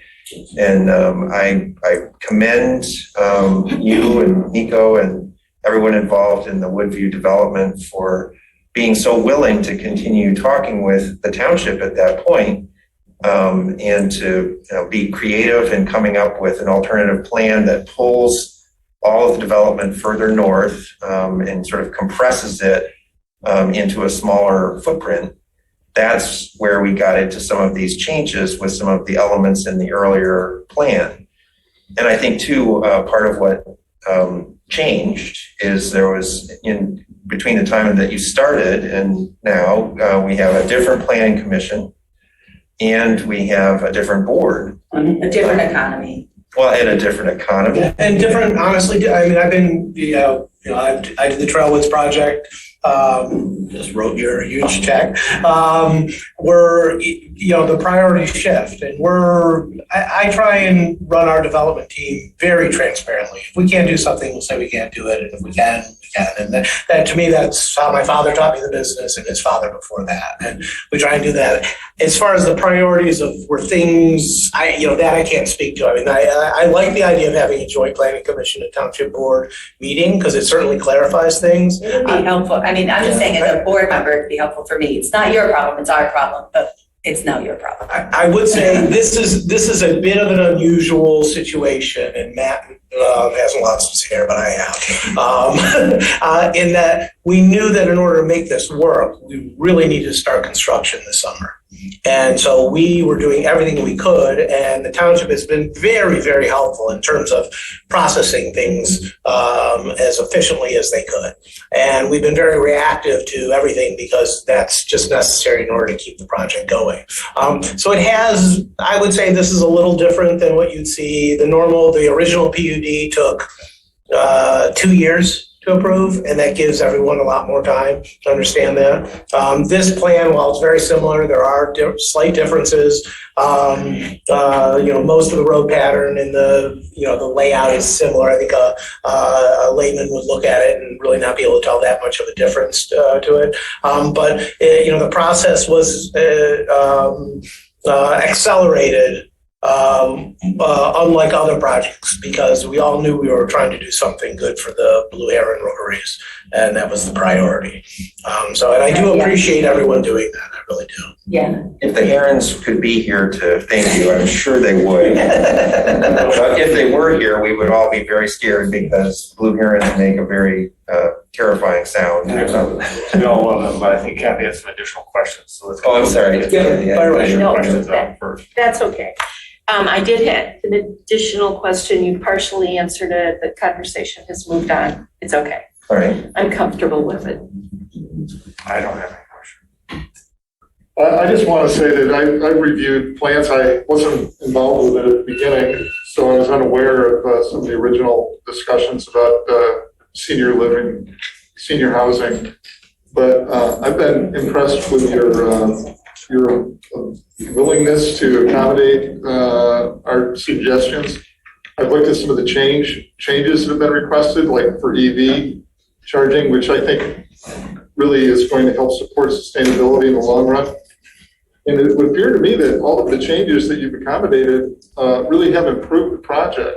What do you think so? And I'm in support of the development. I think it's very well designed, and I'm looking forward to seeing it built. Thank you. Appreciate that. And do you have anything further you wanted to say? No, that was the only question I had. Well, in that case, let's move is to. Jan here? Oh. I have a question. Oh, you had a question for Jan? If Jan or Doug? They're both on. Okay. Hi, Jan. Hi, go ahead. Thank you. For Jan or Doug. So where did we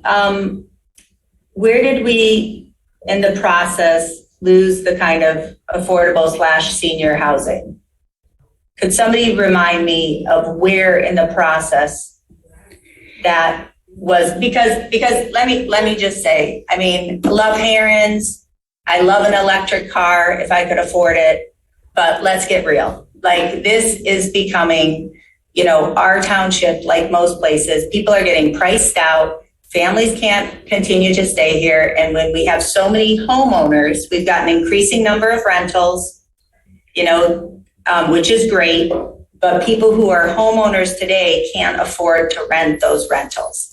And I am afraid that we are doing the same thing with this project. So if you could please speak to that. Okay, first of all, I want to clarify that there was not a discussion about affordable senior housing. And if the township is serious about affordable housing, and this is something that I do feel strongly about, the working through traditional development methods isn't the best way to do that. But anyway, I think that's a really good session for the trustees and the planning commission to work on, because I think there are some specific strategies that we can do, and I think we need to do it in the township. We were looking at I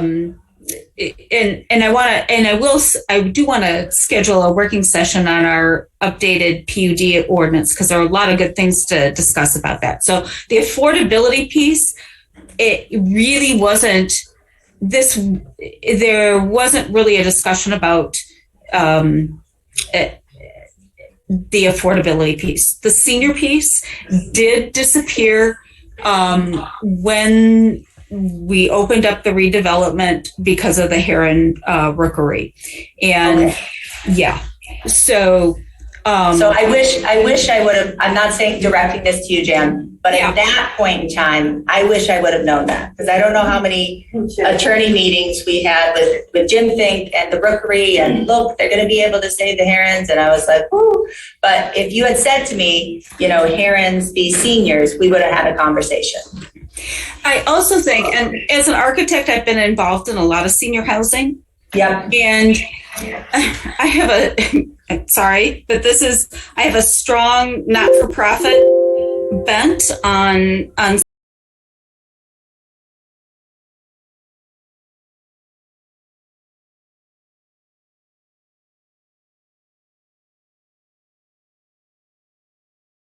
silver maples, where there's more of a continuum and they're related and they have a lot of support services. So a lot of the standalone for-profits, they're successful, but I don't think they serve the community as well. Sorry if there are any, for-profit. No, I understand what you're saying about the continuum, but it's also the affordability, like to afford a silver. And honest to goodness, that is we really have to look at doing that strategically and doing that with some partners who are good at that and understand the federal housing guidelines and so I understand. Yeah. And I want to make that happen for the township. Unfortunately, I don't think, I guess I would say that we need to be more intentional about it and go out and really make some partnerships to see that happen. Sure. And Jan, I agree with everything you said. I will say, when we did the master plan, we talked about, it's almost like, affordable was a, word we didn't want to use, it's like, I just am saying, affordable is not a dirty word. I like to think of, poor people just like rich people, but without money, right? Okay. So everybody for people. And I would just say that I think this is I hope that this is a lesson for all of us between the planning commission and the planner. And Doug, I know we've talked about this, about asking for your leadership in preparing these packets for the board and presentations for the board. If you can shepherd these things through, if you think that there's a big project coming up, if you would be so kind to say, hey, I'm going to sit down with Jessica and make sure she understands what's up, or Kathy or Donna or other people who aren't involved in planning, because we're not getting that communication from here. So we really need better communication and a process. And again, not a criticism of anybody. It's just there's a lot of new people on the planning commission and the board. And I think we're still all learning how to be effective. So, and I appreciate, David, I hear you. You've been very, very responsive. We just haven't been talking to each other. And so, yeah, I just ask for a different process for us so that you're not in this, you or another developer isn't in this position. I would, just so you know, and Doug can speak to this way in more detail than I do, but I know from looking many years ago that the township does not have an affordable housing ordinance. It's not in the master plan. Correct. And, just as a developer, not of this project or any project, typically affordable housing, it doesn't mean that if you just build a cheaper unit and have lower rent, it doesn't become any less affordable. It has to do with subsidies and government funds, and I know nothing about that business, but I do know that if you want that, it really, for somebody to come in and say, okay, we'll do it, it needs to be spelled out how to do it and where you want it. And well, and affordable housing is much more complex than senior housing. So that's why HUD allows, private market to designate certain numbers for senior housing. So I appreciate those are two different things, but they're just market rate. And there is an exception to, discrimination on age and targeting for that reason. Because if you have a senior, they're likely going to stay in that place and their rent is going to hold pretty stable. And that's what effectively makes it affordable. Well, this has been very helpful in terms of clarifying some of the issues for members of the board about affordable housing. But before we sort of get too far down that path, I would like to have the vote on approving the Woodview site plan. And then we can schedule another time for further discussion about housing policy in Scio Township. And I'd also like to ask if we could just make a commitment to set that joint meeting with the planning commission and board to talk about process, with the flow of information. I think that's more critical. All right, please call the roll on the motion. I'll read the motion again just to make sure that everyone remembers what it is that we're voting on.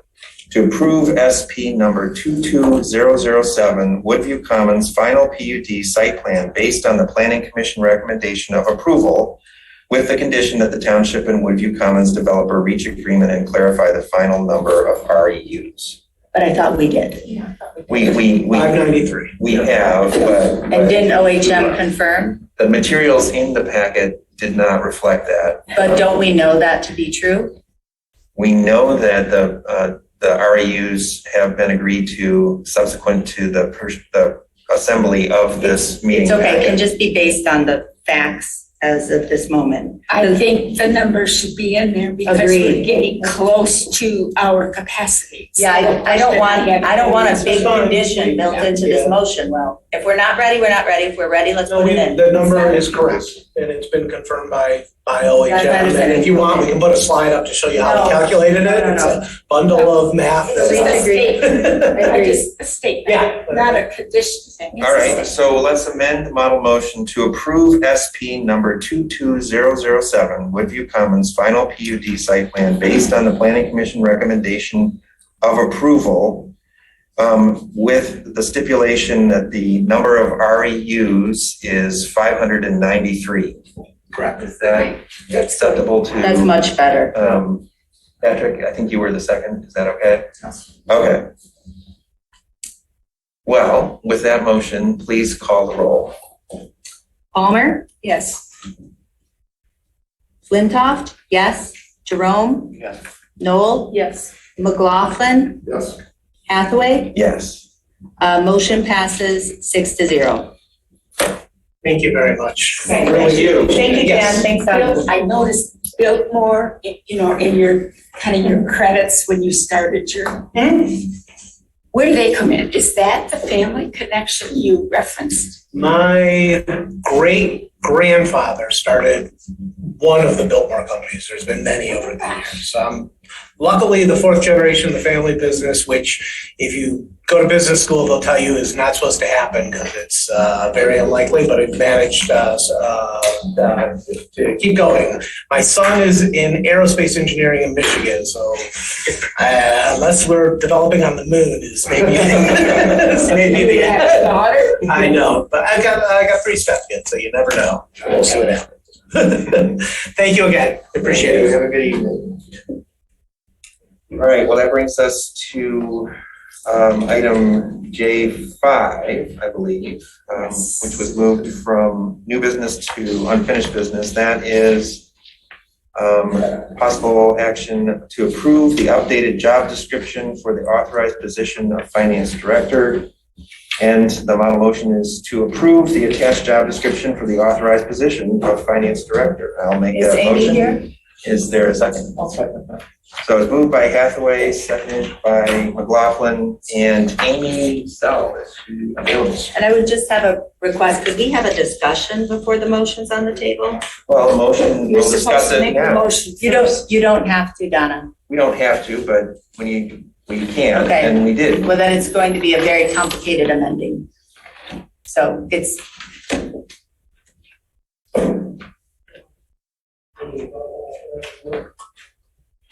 Amy, welcome.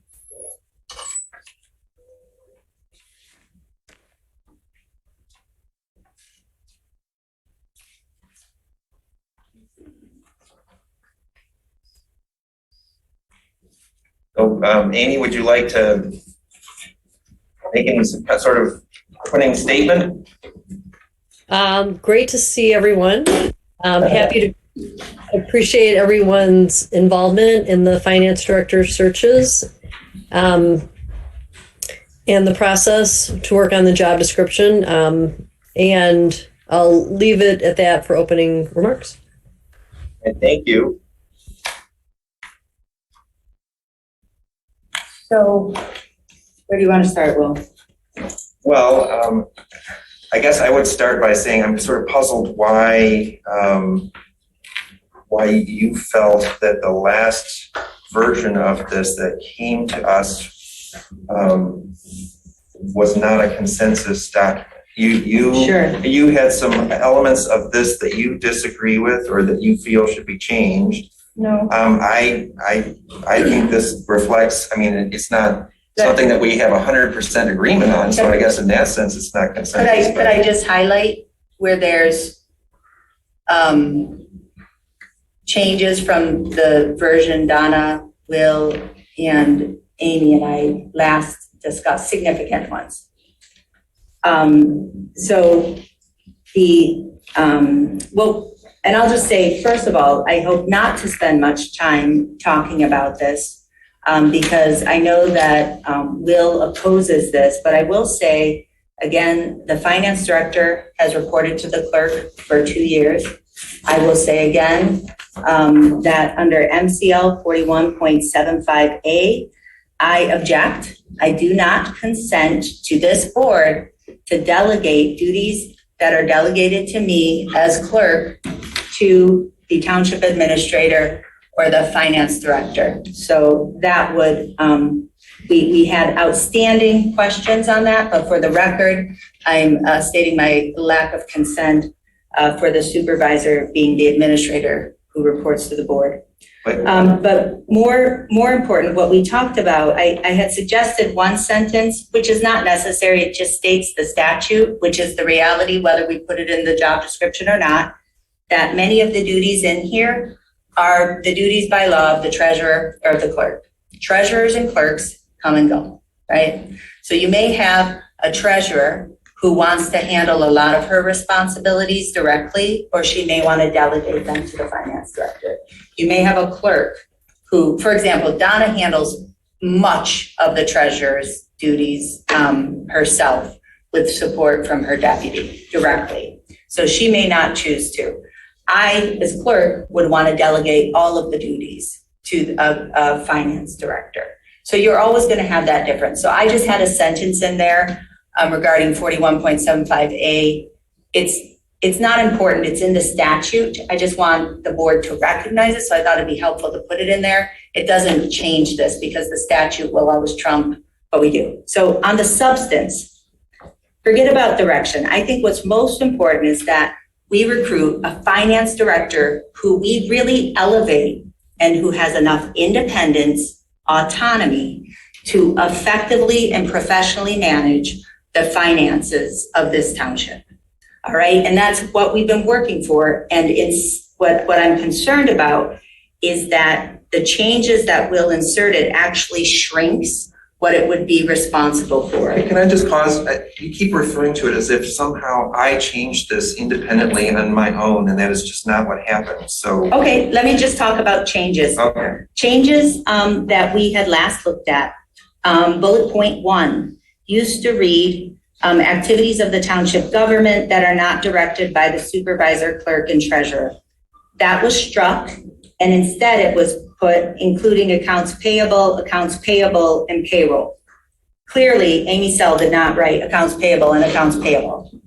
Where are you, Jessica? it's the first point. There's a typo. 388. I made the typo. That was my mistake. Oh, you did? Okay, no problem. I just wanted to be clear that that first sentence, whether or not you want that language, it just seems to narrow when you just cite accounts payable and payroll. I mean, of course it includes that, but I think it also includes utility billing and a lot of the other financial functions of the township. So if we're going to include some descriptions, I just want to make sure it's broad. I think that the comments that don't appear here, but so let me just say, on the whole, I'm good with all of this. I just want to be explicit that this person would supervise all of the finance staff. You know, that's not a direct deputy, obviously. You know, the deputy treasurer always reports to the treasurer, deputy clerk always to the clerk, but would supervise all finance staff. And I would see utility billing moving under this, and I would see development of the budget moving under this position. Is there any disagreement on that? Well, I have a question here before we go too deeply Okay. into that. I'd like to hear from Amy as to what she agrees with in this finance director job description, and are there any major changes that were made that you don't agree with in this job description? No, there were. I agree with the job description. I do think that there could be more items that could be included, such as around capital planning, utility billing. Any omission of duties was not intentional or directed by anyone. The two areas that I understand are in where there's differences of opinion are around language around delegation of duties that the clerk mentioned. I can see both sides of language like that. On one hand, it does kind of future-proof it by acknowledging that different elected officials might choose to delegate items. However, in a job description where you do want to provide clarity to the incumbent about what their duties are, I think that more clarity is better. And I understand that some of the job duties and delegations are kind of subject to initiatives outside of the scope of this job description. I think the second area that there is differences of opinion is on the reporting relationship. And in townships, there can be a variety of different reporting relationships that can be effective. My view is that for Scio Township, the finance director should report to one person that is, in this case, would be the administrator.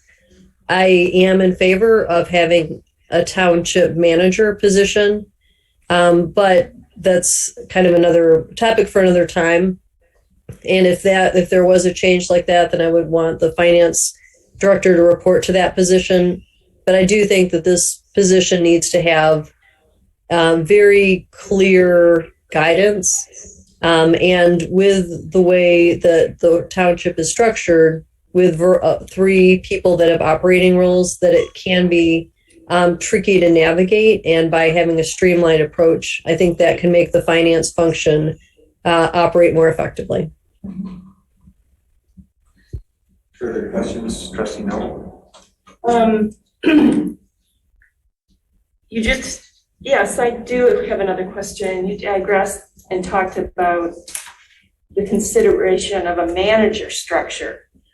Could you give us a little more information on how you would see that playing out and potential advantages to our township in the situation that we're in right now? But that's not our question right now. Well, I know, but it's interrelated with what's going on here, because, I mean, I'm agreeing with her that we do need to have clarity in this job description, but the consideration of a manager position also would add more clarity. So I'd just like to hear her amplify that a little bit. So we could do that down the road if we decide to go that way. Yeah, could I suggest, given the time and the fact that we have other things on the agenda and that it is sort of a tangent from the job description, I hear what you're saying. And I think actually there will be an opportunity to have that conversation with Amy in the future, because this position, filling this position, is sort of seen as sort of a first step towards the search for township administrator. We have an interim right now, but a long-term township administrator. And I think that's the context, if we were to make a change to having a township manager, to have the conversation. Is it okay if we do it Let me just ask her, could she give like a two-minute response? We don't need to spend much time on it. If you could give a brief response, I'd like to focus us on the task at hand. Kathy asked her question, it's okay. You are not moderating the meeting, but thank you very much. Supervisor is the moderator, so let's. So please, Amy, go ahead. Please give a brief answer, and then we'll move on to the topic at hand. Sure. Yeah, so the ideas, one that was raised by David Rowley, I think that the complexities of Scio Township, I mean, it really is very complex. You are providing amazing services to your residents. It's providing a lot of services that are beyond what many townships provide. So it really functions more like a small city. And in that case, a highly trained and skilled manager that has authority to hire and fire and really run the operations of the township so that the elected officials can focus on policy aspects and other key duties, where there's a really great partnership between the board and a manager is, a concept that I think could be effective given the scale of activities and support that Scio Township provides to its residents. Thank you. Well, I think we will have an opportunity to have a longer conversation about this question in the future. Thank you. I had 3 pieces of input on here. On the job description, Correct. Please go ahead. I was hoping we could make more clear under supervisory responsibilities, finance staff, maybe some elaborate a little bit there, Amy, that would include utility billing or, and again, I would imagine if we were able to hire a good finance director, they'd come in and kind of say who the team should be, but I don't want utility billing hanging out there the way that it is, not under the kind of finance umbrella. So Amy, I don't know if you have specific suggestions on the language there, but maybe under finance staff, if we might say including utility billing function. How do people feel about that? So under where in that? Page 2, supervisory responsibilities, I because see that, but where were you thinking of inserting? Oh, maybe finance staff, comma, including utility billing. I mean, how it's actually structured, you know, we could figure out between the utilities director and the finance director, but I just want all the functions to be under one person. What do you think, Donna? What I see this person doing, number one, we need to keep this in the forefront. It's a new position. We're doing our best to let them know what we want them to do, but it's going to change because as we get into it, I expect they're going to suggest, you know, we need to think about going this way, not what's this way right now. Utility billing, that automatically is under finance director, whatever the name. But it hasn't been in recent years. No, but we are recognizing that it needs to be because it's gotten big and again, we're growing. Okay. Yeah, I don't think it needs to be spelled out. I mean, if this says finance staff. Well, it's just a notable absence. It doesn't say utility billing anywhere in here. It doesn't have to. It's money coming in, being billed out, and then coming in. So at a recent management meeting, it was discussed that utility billing would be kept separate from this and under treasury. So I want to be clear what direction we're going here if we're going to, in good faith, be recruiting a finance director. Why are you separating, using words like treasury? Treasury is finance. We all take care of the money, make sure the records are right. We all have a piece of that. The board as a team really has a piece of that. We don't need all of these words because I think we're going to get into trouble. Excuse finance is I just want to finance. let you know that Jim is joining the meeting. Oh, okay. Hi, Jim. Okay. Could I respond to what Donna just said? I mean, Donna, you said this is a new position, but it's maybe a new job description, but this position has been around, the finance director position, for more than 20 years. Well, I understand that, but it was strictly, she did the records. She knows her stuff forwards and backwards. If you need any information, that's the person we go to. But we're growing, we're expanding. We have, again, well, we know we have more staff. So I think we're just rethinking the internal process as part of this. I just, Jim, Murdy, I don't know if you have any suggestions on this part. I'm trying to make. I did have a comment concerning the utility billing. Okay, thank you. I don't think it needs to be specifically listed in the job description. In fact, what I had envisioned more was that we would expect from the finance director that he or she would be forming partnerships with different departments and working with them cooperatively to see if the position could be supported. Some of the functions of the utility billing and anything else for that matter. That's why I think it's to explicitly state that as the finance director is going to supervise utility billing is probably not a good idea at this point, and allow the person the flexibility to form these partnerships from a support standpoint. Well, then, Jim, what about in the first bullet point? Plans, evaluates, directs departmental policies, programs, operations related to the financial and budgetary activities of the township, including accounts payable, payroll, utility billing. Why don't we say, for example? Sure. For example. That's just an example of Because this something. job description gets super specific here, but then doesn't recognize that we have a financial billing for, 2,400 people? So for example, Accounts payable, payroll and, utility billing. yes. I think that wasn't that where we had the double accounts payable. Wasn't that supposed to be, for instance, accounts receivables or miscellaneous receivables? Accounts That's what receivable. That's what I suspect it was supposed to be, and it should probably say either accounts receivable or miscellaneous receivables. I think we just say accounts receivable. Yeah, that's fine. Really, that's all we have as far as receivables go. Yeah, accounts receivable, AP, because, well, like Terry behind us, is trying to build out fire prevention program and she needs some help. Like, how can we pay by credit card? How can we reach out to businesses? So this person needs to help them too. And this is the kind of partnership that I was referring to, that a finance director could then take upon him or herself to form between different departments.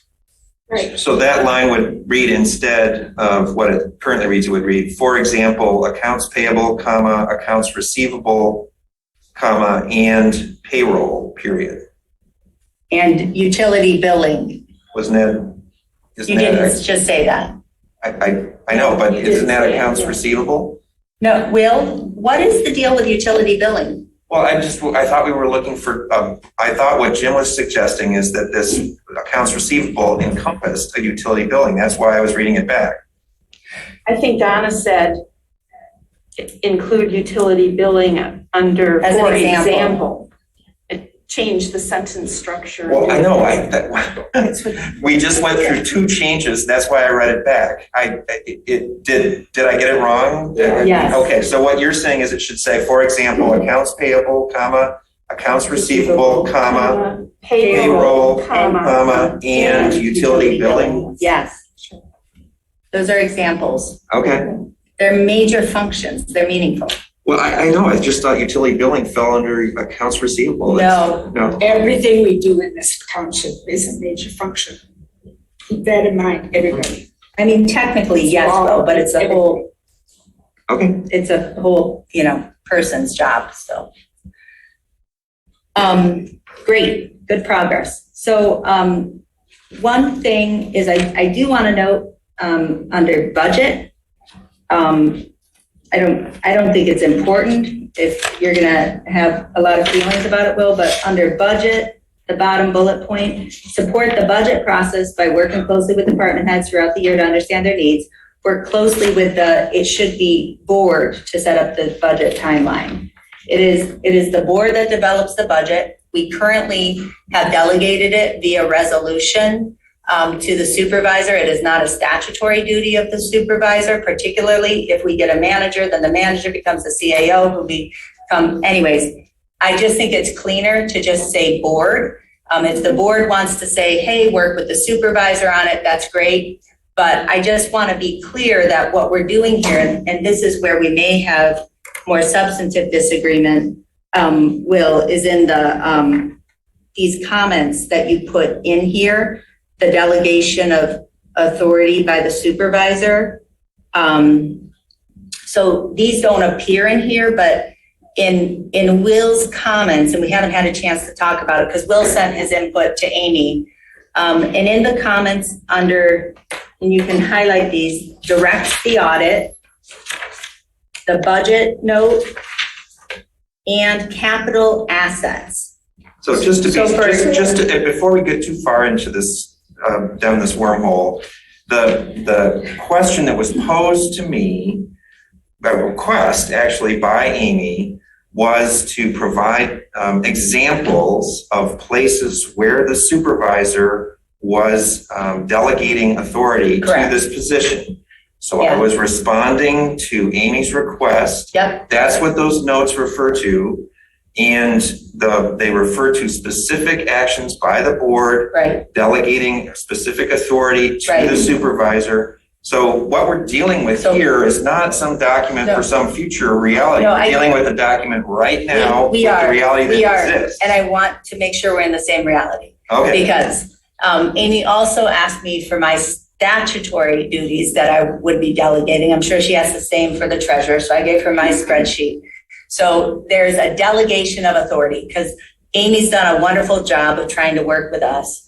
But I want to be clear, Will, that passing this job description moves the board delegation of the audit, for example, from the supervisor to the finance director.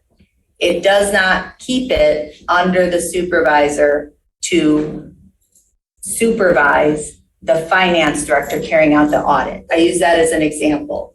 So this would be, the board would be moving, and I'll just use the audit as an example because the point applies, that the board would be moving responsibility for getting ready for the audit to the finance director from the supervisor. Now, I think that's appropriate. I would like the finance director preparing the audit. But Will, I want to be clear that that's different than when I talk about, and the statute, like when the statute here, 41.75A, and the consent that I don't delegate and the delegation, this is the statutory duties, and these are township board delegated duties. So I just want to be clear that if there are duties that we give to the finance director that the board has previously granted to the supervisor, they move from the supervisor's plate to the finance director's plate. Does that make sense? It makes perfect sense. Okay. It makes sense that what you're trying to put forward makes sense. It's clear, I understand it. Okay. But it also raises some other questions, right? Because you, as clerk, have claimed all kinds of authority that you don't have under statute. And that's also described here.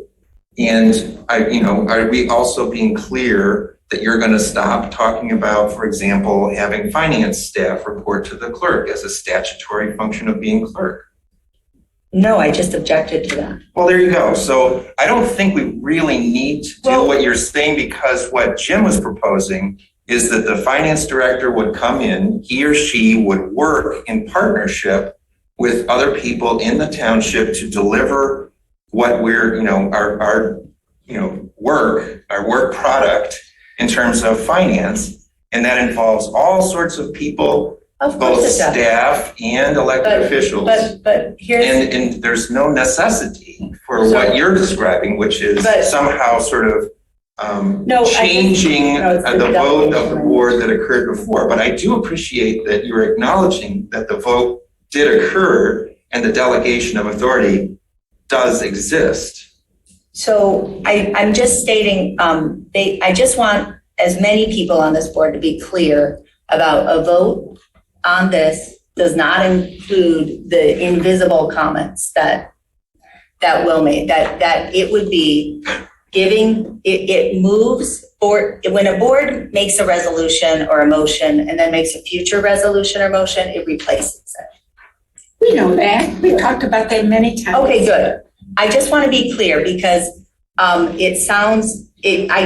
wasn't sure that Will was clear on that this would be moving the delegation of these functions to the finance director in full. No, that is not what it says. Okay, so this is what I wanted to talk about, because I did think that we had a disagreement. So right. Well, we have lots of disagreements. Will, please stay focused. I am focused. Okay, so for example, directs the audit, given that you and your deputy supervisor could direct, do you imagine that you or a deputy supervisor would direct the finance director around the administrator on how to do the audit? I think what we would do is we would, like the clerk and the deputy clerk to the degree that the deputy clerk has this function, or the treasurer and the deputy treasurer to the degree that they're working on treasury functions, would work together with the finance director and other finance staff to accomplish the various tasks and functions that the township has. So there's no need for this to be turned into something that it's not. I think this is a fundamental thing. So let me Well, there are share. many fundamental questions here that we're not resolving through this job description. We're not resolving, for example, the definition of the clerk's statutory authority, which you have claimed embraces all sorts of things that it does not. So we're not solving that with this job description either. Stay focused. I am not dealing with the statute. I'm dealing with what's here. So, for example, directs the audit. Let's imagine, I'm just trying to look for a scenario so we can understand reporting relationships, because I don't want to invite a finance director to this organization. It's very clear. If it's okay. Township administrator. So, but let's imagine we have a finance director reporting to the township administrator. Let's imagine we're late on preparing the audit, okay? The supervisor or deputy supervisor could request an extension to the state, as CAO in the absence of the manager, and that's good.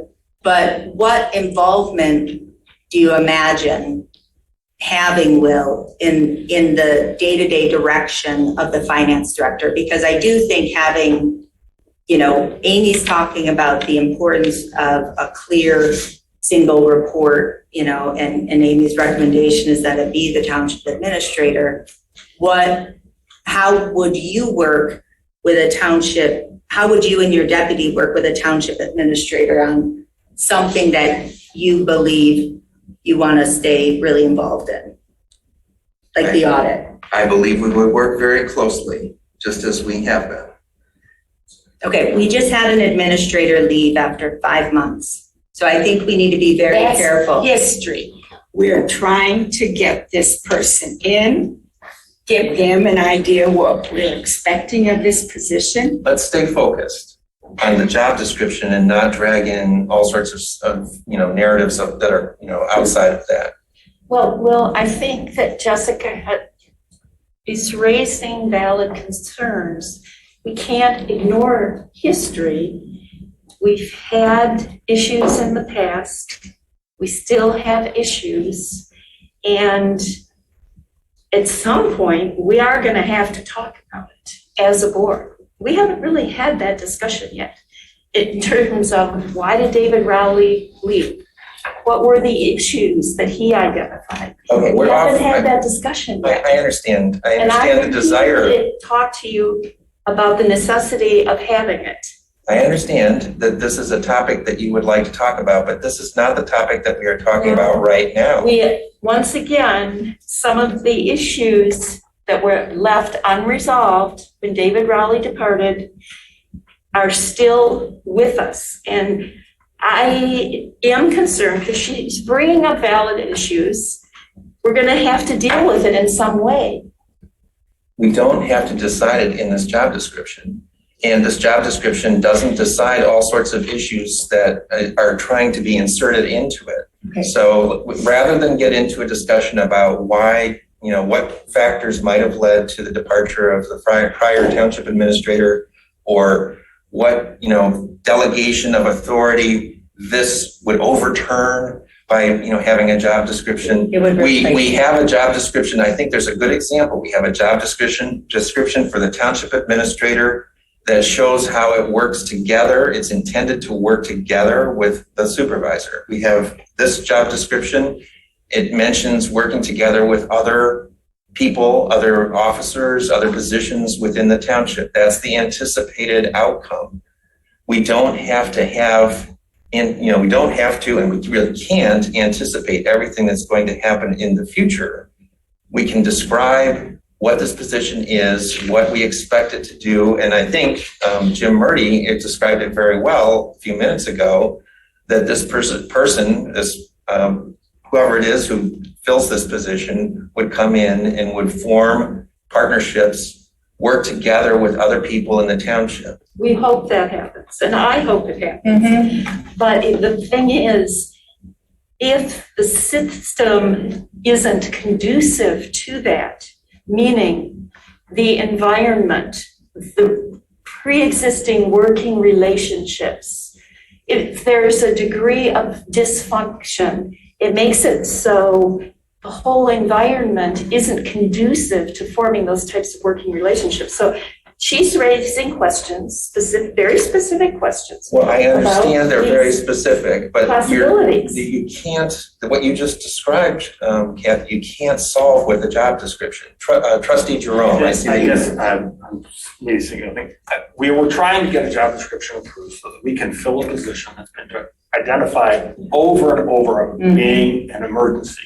We're trying to get this through. You can't fix a system with a job description. Not possible. And that's what we're just talking. I think there's good merit to the questions you're asking, but it's not something that's going to be tackled in the job description. We have a professional that's been very competent in helping us create this job description. She has added her expertise. I think we have a good document. And I would, move that we call the question and take the vote and whether or not we move forward with this job description. A point of order, Is that a though. second? A point of order. So the question has been called and there's a second. So we will now vote on calling the question on the motion. Are you done, Jessica? I just want to be clear about the problem here is that if we take this vote, let's fast forward to tomorrow.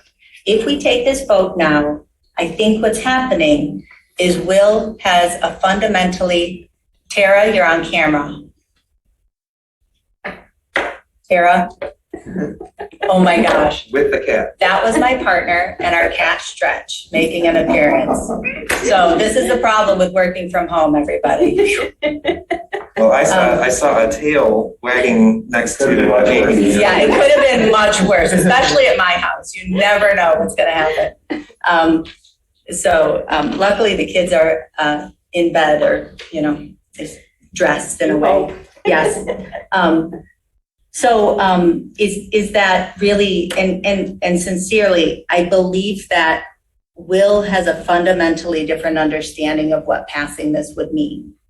And I think Donna, please, hold on. And Donna, it's these Let's comments. just get it done so we can move on and we'll work and ask this man to help us develop. I know. I will say though, Amy, I want to ask you, for example, I'm using the shortest item, but there are 3 where this applies with the comment, directs the audit. In terms of the law, in terms of how boards work, when we make a motion, it replaces the prior resolution or motion. So I do want to say, when we adopt this, it would be that the finance director would direct the audit, which I think is a good thing. It would no longer be that the supervisor would oversee the audit and selection of the auditor and make recommendations for hiring, the same for BOT approval. That is what the board approved in August 2021. This would be shifting it to the finance director. So I don't want to have a disagreement later with this board about I just want to be clear about what we're doing here. And Amy, do you have any comments on what your intention was? Was your intention to keep a shared responsibility for the audit between the supervisor and finance director, or is your intention to put the direction of the audit under the finance director? My intention was to have it under the finance director, and I thought that was the consensus of the parties. Okay. And Amy, was your intention here to have the budget process under the finance director, working with the board and everybody? Yes. As written, okay. Well, as written, it says works closely with the supervisor. Oh, that's fine, that's fine. The question is this, and I know there's different interpretations of the language of this. But Alec, I don't want to pass this tonight and then have different opinions on what we just did. Procedurally, if we pass this tonight, it replaces what we passed in August. So be it. Okay, I just want to be clear. Fine. Question. Okay, I have one more question here related to education and experience. Previously, we had talked about the consideration of having this person be a CPA or an MBA. And I don't know where that has gone. Amy, could you comment on that?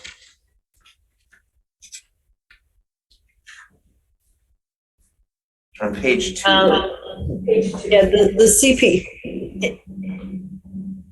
In general, it's to provide flexibility. Once you put certain qualifications like a CPA or an MBA in there, then it is supposed to be more restrictive. And this is really a guideline that you are supposed to follow to be fair.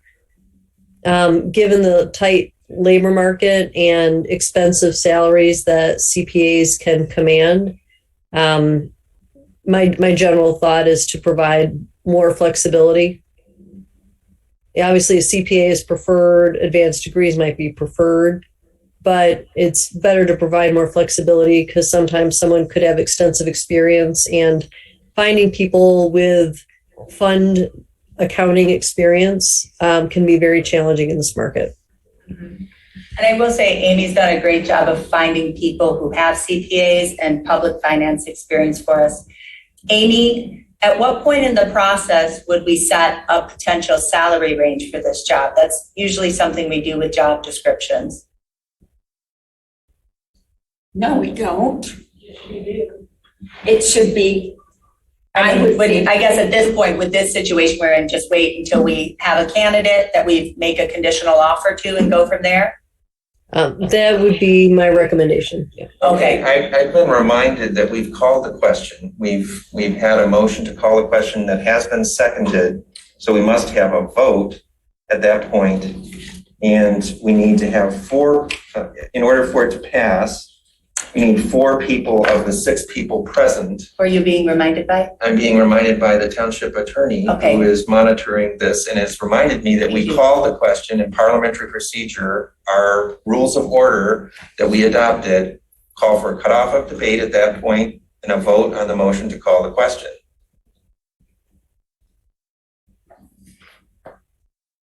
So a vote in favor of calling the question would be to end debate and to move forward with a vote on the motion. The current motion, which doesn't include the amendments we made. I thought it did. Includes the changes to include the utility billing and the example tabs. Yeah, so I don't like to start with motions, Patrick. You get my point? Say again? It gets confusing when we start with motions before discussion. Well, I would just. So you have to call the vote on calling the question. Calling the question first. Right. So do you want to call the roll or do you want me to call the roll? Yeah, I wasn't sure you're ready. Palmer? Yes. Flintoff? Yes. Corto? Jerome? Yes. Noel? Yes. McLaughlin? Yes. Hathaway? Yes. Okay, motion to call the question passes. So there's a motion on the table to approve the attached job description for the authorized position of finance director. And it is currently authorized at a certain salary level, so this would be something revisited. Because our current authorized salary level, I don't think is going to be competitive. I guess the only question is, does this? No, it doesn't, because it says changes? attached. So I would offer the friendly amendments. Attached with the changes. For example, accounts payable, accounts receivable, payroll, and utility billing. That was the change that we worked through. Mm-hmm. It's written on my attached copy. Right, is that a friendly amendment to the original motion? That's a friendly amendment. Okay. All right. So please call the question on approving the job description. No, just call the roll. Yeah. Just call the roll. Sorry, call roll. That's what to approve the job description as amended. Palmer? Yes.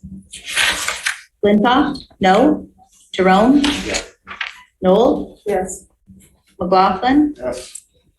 Hathaway? Yes.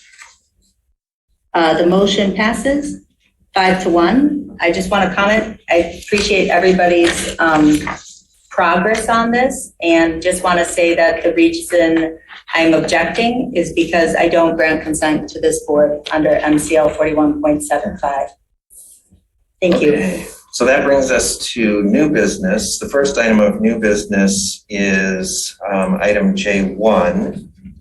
This is the following motion: to direct Foster Swift to represent the township in the matter of Brandt versus Scio Township with Mike Homier as the primary Foster Swift attorney, providing legal services to the township on the Brandt versus Scio Township case. I will make that motion. Is there a second? I'll second. Second from Noel. Oh, sorry. I watched the hand go up. That's fine. Go ahead. Okay, Joanne. Okay. I was looking down too. I heard her. I didn't know. Oh, yeah, I was moving over here too. You have to jump up and down.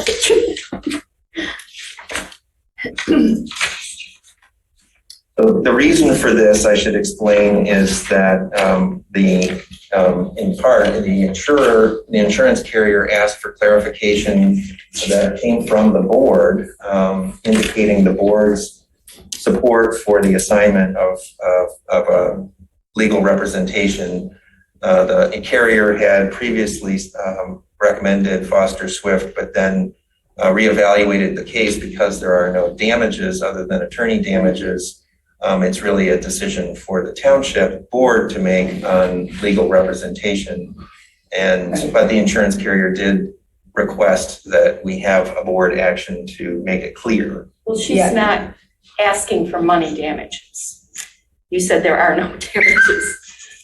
She's not asking for money. Maybe I'm not using the technical term, but other than attorney fees, there's no monetary damages, and therefore it puts it into a category Where where the insurance it's company reimbursable under. doesn't necessarily cover it. Right. Well, they don't cover that particular kind of damages. So attorney's fees. If there are attorney's fees, the insurance company does not pay for insurance for attorney's fees. Right, so it's a similar situation from the first, from an insurance company. I suggest everybody review that insurance company determination letter, because I think it was the first time you had experience with this was last fall and kind of educated me on it. But it is a possible reimbursement by the insurance company, a likely reimbursement by the insurance company at the end. And so all of the costs are tracked separately and then submitted at the end.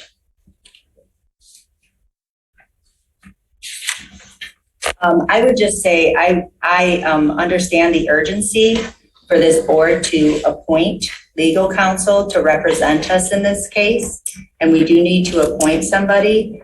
I would prefer that we were appointing somebody more cost-effective than Foster Swift.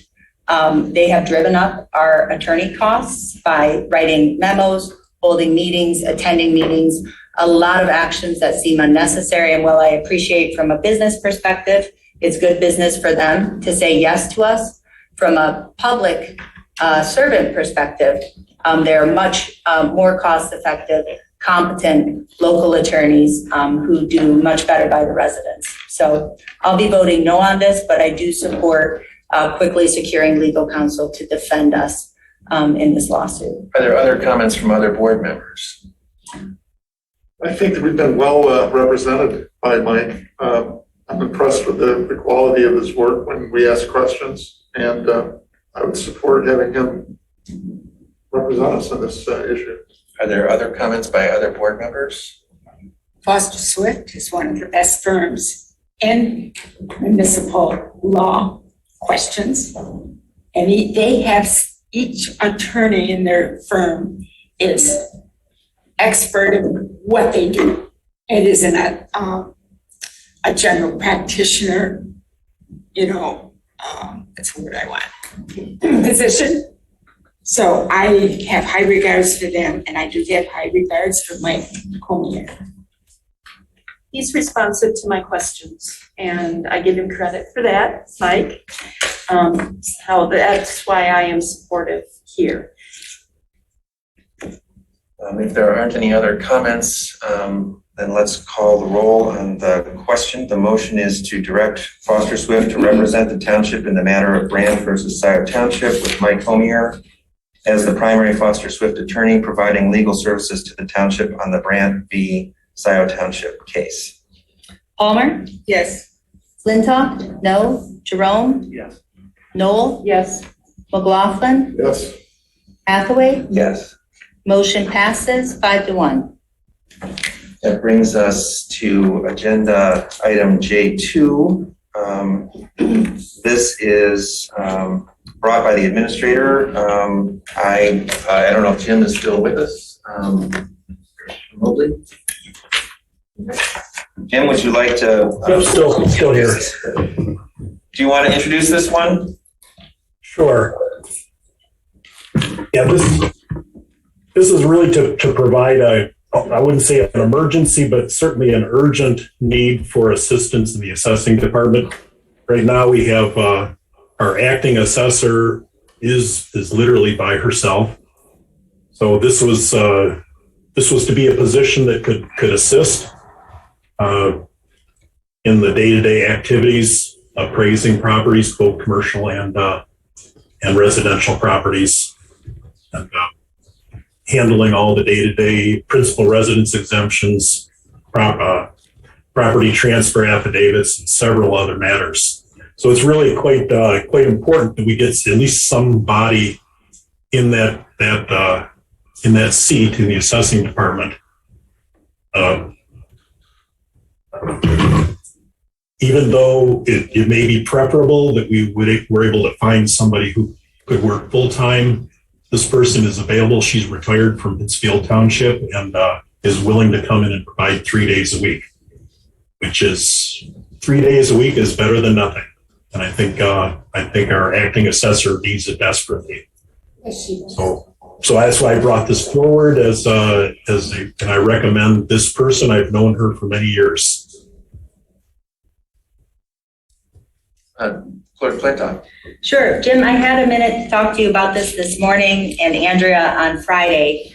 I want to get, I trust Andrea and your recommendations on the particular person, but I want to get a little more clear on the positions. And I just want to take a step back because, again, I want we've made a lot of improvement in the last couple of years to start identifying needs, establishing positions, recruiting for the person.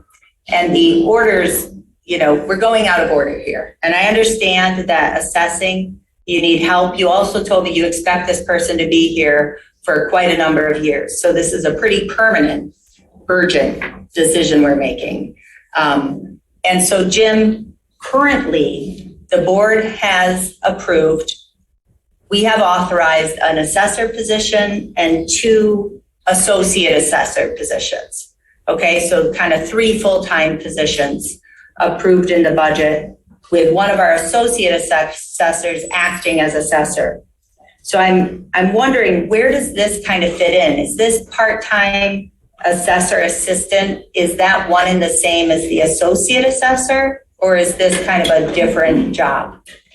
Well, I think, that's why we wrote a new job description to reflect that this doesn't necessarily fall within the original description of an associate assessor, certainly not a full-time one. So that's why we sort of wrote up a separate.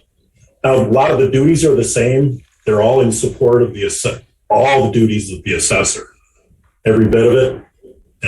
And I would rely on the assessor to delegate and to establish tasks of what this person would need to do on a day-to-day basis. Okay, so I don't ultimately, think we need to put too fine a point on any of these things. If the assessor would direct this person to do it, then it would all be in support of the assessing process. so you're not proposing that we go from 3 to 4 positions in assessing? No. Okay, I want to be clear about that because if we establish this position, that's what we'll have authorized, is then 4 positions in assessing, only one of which is currently being carried out on an acting basis. So Jim, you would imagine one of those associate assessor positions kind of going away. This would replace that. Yes, this would replace one of those. Okay, perfect. Okay, and Jim, what is the status? I know we hadn't, I know I encouraged this, And I want to ask, when are we going to start actively recruiting kind of publicly, or is a kind of informal recruitment of the assessor? How is the assessor recruitment going? I'm still having conversations with a potential applicant or a potential recruiter, or not a recruiter, a recruit. So we have not pursued a general search, a statewide search. Okay. I remember back in August when Diane Benson ran this for us. She did a statewide search, did a great job, and we still had only 2 to 4, a handful of candidates. Was it just the 2? We had only 2. So my concern is if we're not even doing that outreach, who are we going to have to talk to? So I'm wondering, I guess I'm suggesting that you go ahead and do that outreach, because 2 years ago we looked statewide and only found 2 potential and made an offer to the top one. That'll probably be the next step here, but I did want to get this one taken care of first. Of course, Jim. Of course. Okay, so your vision is assessor, associate assessor, and an assessor assistant. Yes. Mm-hmm. Okay, great, thank you. Trustee Noel. I'm supportive of this. It makes sense. I also think we need to move on filling the assessor position and get going on a search. The sooner the better. A formal statewide search. Yes. Is that something that Amy Sell could help with, Jim? I don't think it really requires the expertise of Amy Sell to do, because we do have statewide regular association publications, which every assessor reads. So it's a lot simpler to do. And in fact, I essentially did the search myself for Washoe before I retired, just by putting out in the local, Washtenaw County Assessors Association publications and the statewide publications of the Michigan Assessors Association. And that's where we generated our, I guess we got two candidates from that. So I don't think we really need to do the sort of a search that Amy Sell is more for a higher level administrators and finance directors, something that are a little more complex. It's a very defined straightforward pool of people. It's just that it's like shooting fish in a barrel where there's only very few fish that you can shoot at. Right. I'm your analogies. I like it. I'd like to motion. And I'll second my motion. All right, so we have a motion by Trustee Jerome, second by Treasurer Palmer, to approve the included job description. Yes, to approve the included job description for a part-time assessor assistant position and, pending a background check, hire Rebecca A. Biacco, I think, resume. Biacco, okay, to fill this position at an hourly rate of $40 per hour to be paid from 101-257-707. A friendly amendment to the motion. I'd like to get this so it's standard and consistent, to make it to establish the position of a part-time permanent assessor assistant position and pending a background check. Oh, excuse me, let me back up. To establish the position of a part-time permanent assessor assistant position, replacing one FTE of the associate assessor positions, and pending a background check, hire Rebecca A. Biacco, I'm so sorry, Rebecca, to fill this position at an hourly rate of $40 an hour to be paid from 101-257-707. So we would just make clear that we're establishing the position, that it's not just part-time but permanent, so that it's clear that what comes with it is prorated PTO. We're replacing this assessor assistant position for one of the two associate assessor positions we have budgeted, and we want to hire Rebecca. So the maker of the motion was Trustee Jerome. The only thing I would caution is, having worked in HR in the past, avoiding the term permanent. So I think other than that, I think it's fine. I generally agree with you, except that our entire personnel handbook is delineated between permanent and temporary. And if she is temporary, she will not get prorated PTO. If she is permanent, she will get prorated Can PTO. we just put the permanent status in, rather than have it in the motion, have it in parenticles that says it, so that she will be eligible. If you In just a say, job if you just say description. part-time, I think that the personnel handbook also makes a distinction No. between part-time It- and temporary. It doesn't, Will. It So does. I read it. No, Will, I'm sorry. I also noticed that and I specifically looked at the personnel handbook, and it does refer to part-time, which is inferring permanent part-time, and then it refers to temporary or seasonal Correct. part-time. So that's why that's why I did not include that in the original language, because Unless you specify that it's Right. temporary or seasonal. Well, Exactly. Well, I would just say, there are other employees that we had working here for about 2 years as temporary part-time. And the board took specific action, the prior board, to make them permanent part-time so that they could in fact accrue. I know with Terry, we just did that 2 weeks ago with Terry. She is a temporary part-time employee. 2 weeks ago, this board made a motion to make her permanent part-time so that she could accrue that. So. But it was unnecessary to say permanent. We could have just made her part-time instead of temporary part-time. Look, there's problems with our handbook. We need an HR person. That was number 2 on our list after finance director. But here we are creating positions without it. So let's just be clear that the person is entitled to prorated PTO if we could. Because I think that's her expectation, right, Jim? that's correct. Okay, So I would put parenthetical prorated PTO and Thank remove you. the permanent. that's fine. So do you want to read back, either one of you, the amended motion? Sure. Would you like me to? Go ahead, because you had changed Okay. a couple of the pieces. To establish the position of part-time assessor assistant, parentheses, with prorated PTO, comma, replacing 1.0 FTE associate assessor position, comma, and pending a background check, hire Rebecca B, resume included, to fill this position at an hourly rate of $40 an hour to be paid from 101-257-707. The only question I have with that reading is that we've lost the reference to the attached job description. Is that important to include in the motion? Yes, I think it should be included.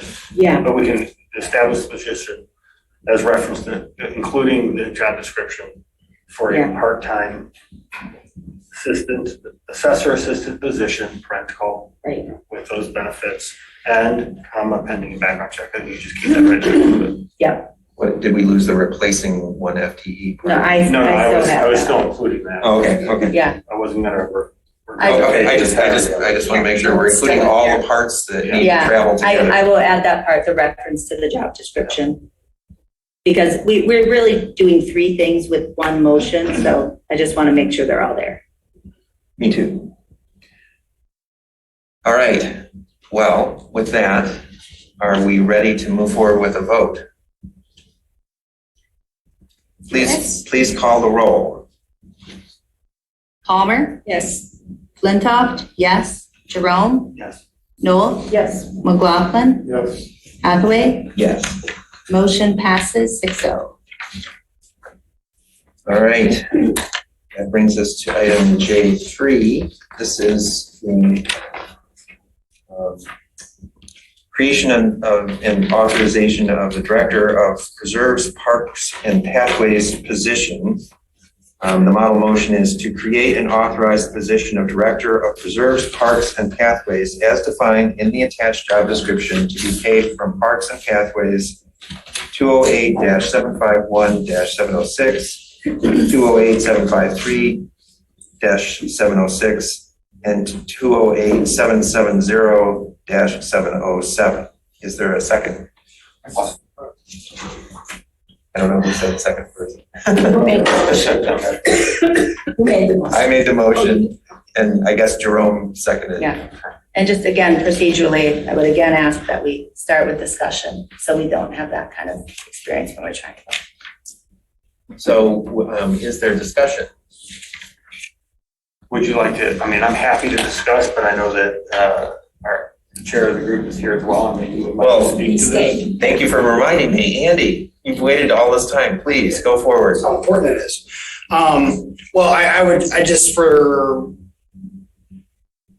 not to become redundant from my public comments, but, you know, this position is in great need. I guess not to, I know it's a cliche, but, you know, you don't get a second chance to make a first impression. And when we look, we're up to like 7 green spaces now in our domain, in our Scio Township domain. And it's getting to a point where, you know, we need a person that's actively managing these green spaces just for safety, you know, good choices, monitoring, and making sure that the visitors to these parks and preserves and paths have a good user experience. And so that's the real genesis of this. And so I can just be here to answer questions. And I think that, you know, how I would echo his words as well in terms of the candidate that's in play. The job description, I think, is in your packet. We have really strong human resource people in our parks group that created that. And I would defer to Jim to some degree in terms of any questions regarding that, but it's pretty cohesive in terms of qualifications, job description. And we just really try to encapsulate everything that we've been doing as volunteers and really needs to be turned over to an official Scio staff person. That's about as simple as I can put it. Trustee Jerome. Well, I will be redundant because I've championed this for weeks and weeks and months and months. You know, we give walks every month now in a preserve. We encourage the public to come. We have a lot of demonstrated interest in these preserves. Clearly, you can see with the amendments for herons and the like that the township is at this precipice in the development of their parks and preserves and pathways that it can no longer be a volunteer effort. This massing of momentum is to a point where you're going to have, you know, the connection for over the river. We are looking at 2 preserves that are untouched right now and unaccessed. We've had some discussions. I don't just be running the last one, but with some preliminary engineering. I'm sure you looked at the meeting for the Van Curler. It's characterized as the Mercer Row Woods, but there's other properties there that abut it as well right now. You know, so we're at this point where we need to support the activities that the township and the residents have identified as priorities. And I think tomorrow, I think you're going to see a lot of people show up at Township Hall. They're also going to be voicing their interest in what we're doing with these, where we're going, how we're developing. And so if the response is we have a plan, but we don't have anybody to do anything about it, we're just gonna, you know, we have this volunteer group that's trying to get together and get this. I just don't think that's an appropriate response. That was an appropriate response when we had the Sloan Preserve. When we were back years ago and our first endeavor was an MDNR grant to purchase the Sloan that the LPZ then, in hindsight, participated on because it was an action of the board rather than an action of the LPC. But now that you have Sloan's, that you have Jenkins or West Side, what's it known? Sorry, I know all the properties back from other. You know them by their former names. Yes, I do. You know, that the paradigm has just changed. And I think we're at that turning point. And as Andy has indicated, we had, you know, incredibly astute individuals that assisted us in the assessment of some of these parcels they can continue to do that same ecological assessment in addition to the prescriptive needs for education and clearing and all the other things. We're uniquely suited or positioned to potentially have an ideal candidate that we've already vetted in a sense. They've already worked for us. Their learning curve is out of the way. They're familiar with the rookery. They identified it. Not to say that that's the only natural asset that we have in the township, but I just can't emphasize enough the need for this at this juncture. I have participated in parks. I've participated in paths. I've participated in the acquisition of the parcels and Preservation Commission for decades plus now. And we need somebody in place that's above and beyond very, very committed volunteers that serve on these committees. Incredibly smart, astute, gifted individuals that are moving these things forward. He's talking about you. But they can only do so much. That I can point right to Andy and say that he has a full-time job. He cannot be a project manager, a project supervisor, a grant writer, a pros plan developer all at the same time and still hold down a full-time job. I just think we're at that point in time where we need to move forward. Sorry for my little stump speech, but and you've heard it a million times. Well, it's several decades in the making, so that's all I have. Well, I would just like to say that I think it's sort of part of the maturing process of the township. I was so impressed when I was on Parks Advisory Board at the commitment of the volunteers to just go out and do things on their own without any necessary assistance from anybody in the township. They really felt a sense of ownership and were motivated to make things as pleasant and safe as possible for people to enjoy these properties that have been acquired. But I do think that at some point you need to professionalize the approach, and the fact that there's really an ideal candidate, I'm thoroughly in support of this job description and the candidate if she's willing to accept. I certainly hope so. She's the next motion. The next agenda item. Get past this one. Clerk Sure. Flintoff. So I'm generally supportive of this position. I do want to, I just want to say, like Andy Turner, Anna Cohn, amazing people we have working on this stuff. I just want to say our bad governance does a disservice to these good people, okay? So we had, for example, last August, wonderful HR professional, Diane Benson, working to develop job descriptions for us. We were passing them 7-0. One of them was the project manager, also called the manager for Parks, Pathways, Sustainable Community Development. We have different names. It's on the website. We never really strongly recruited for it. I think even Anna might have sent in her application, and I don't know if she ever got a response because Diane left. So again, with the township hall, when we can't retain professionals, we're never going to be able to do new things like historic preservation or parks and paths. We'll keep relying on community volunteers. And it's like, I like herons, I like historic buildings, I like parks and paths, but we can't even close year round. We can't even keep an assessor.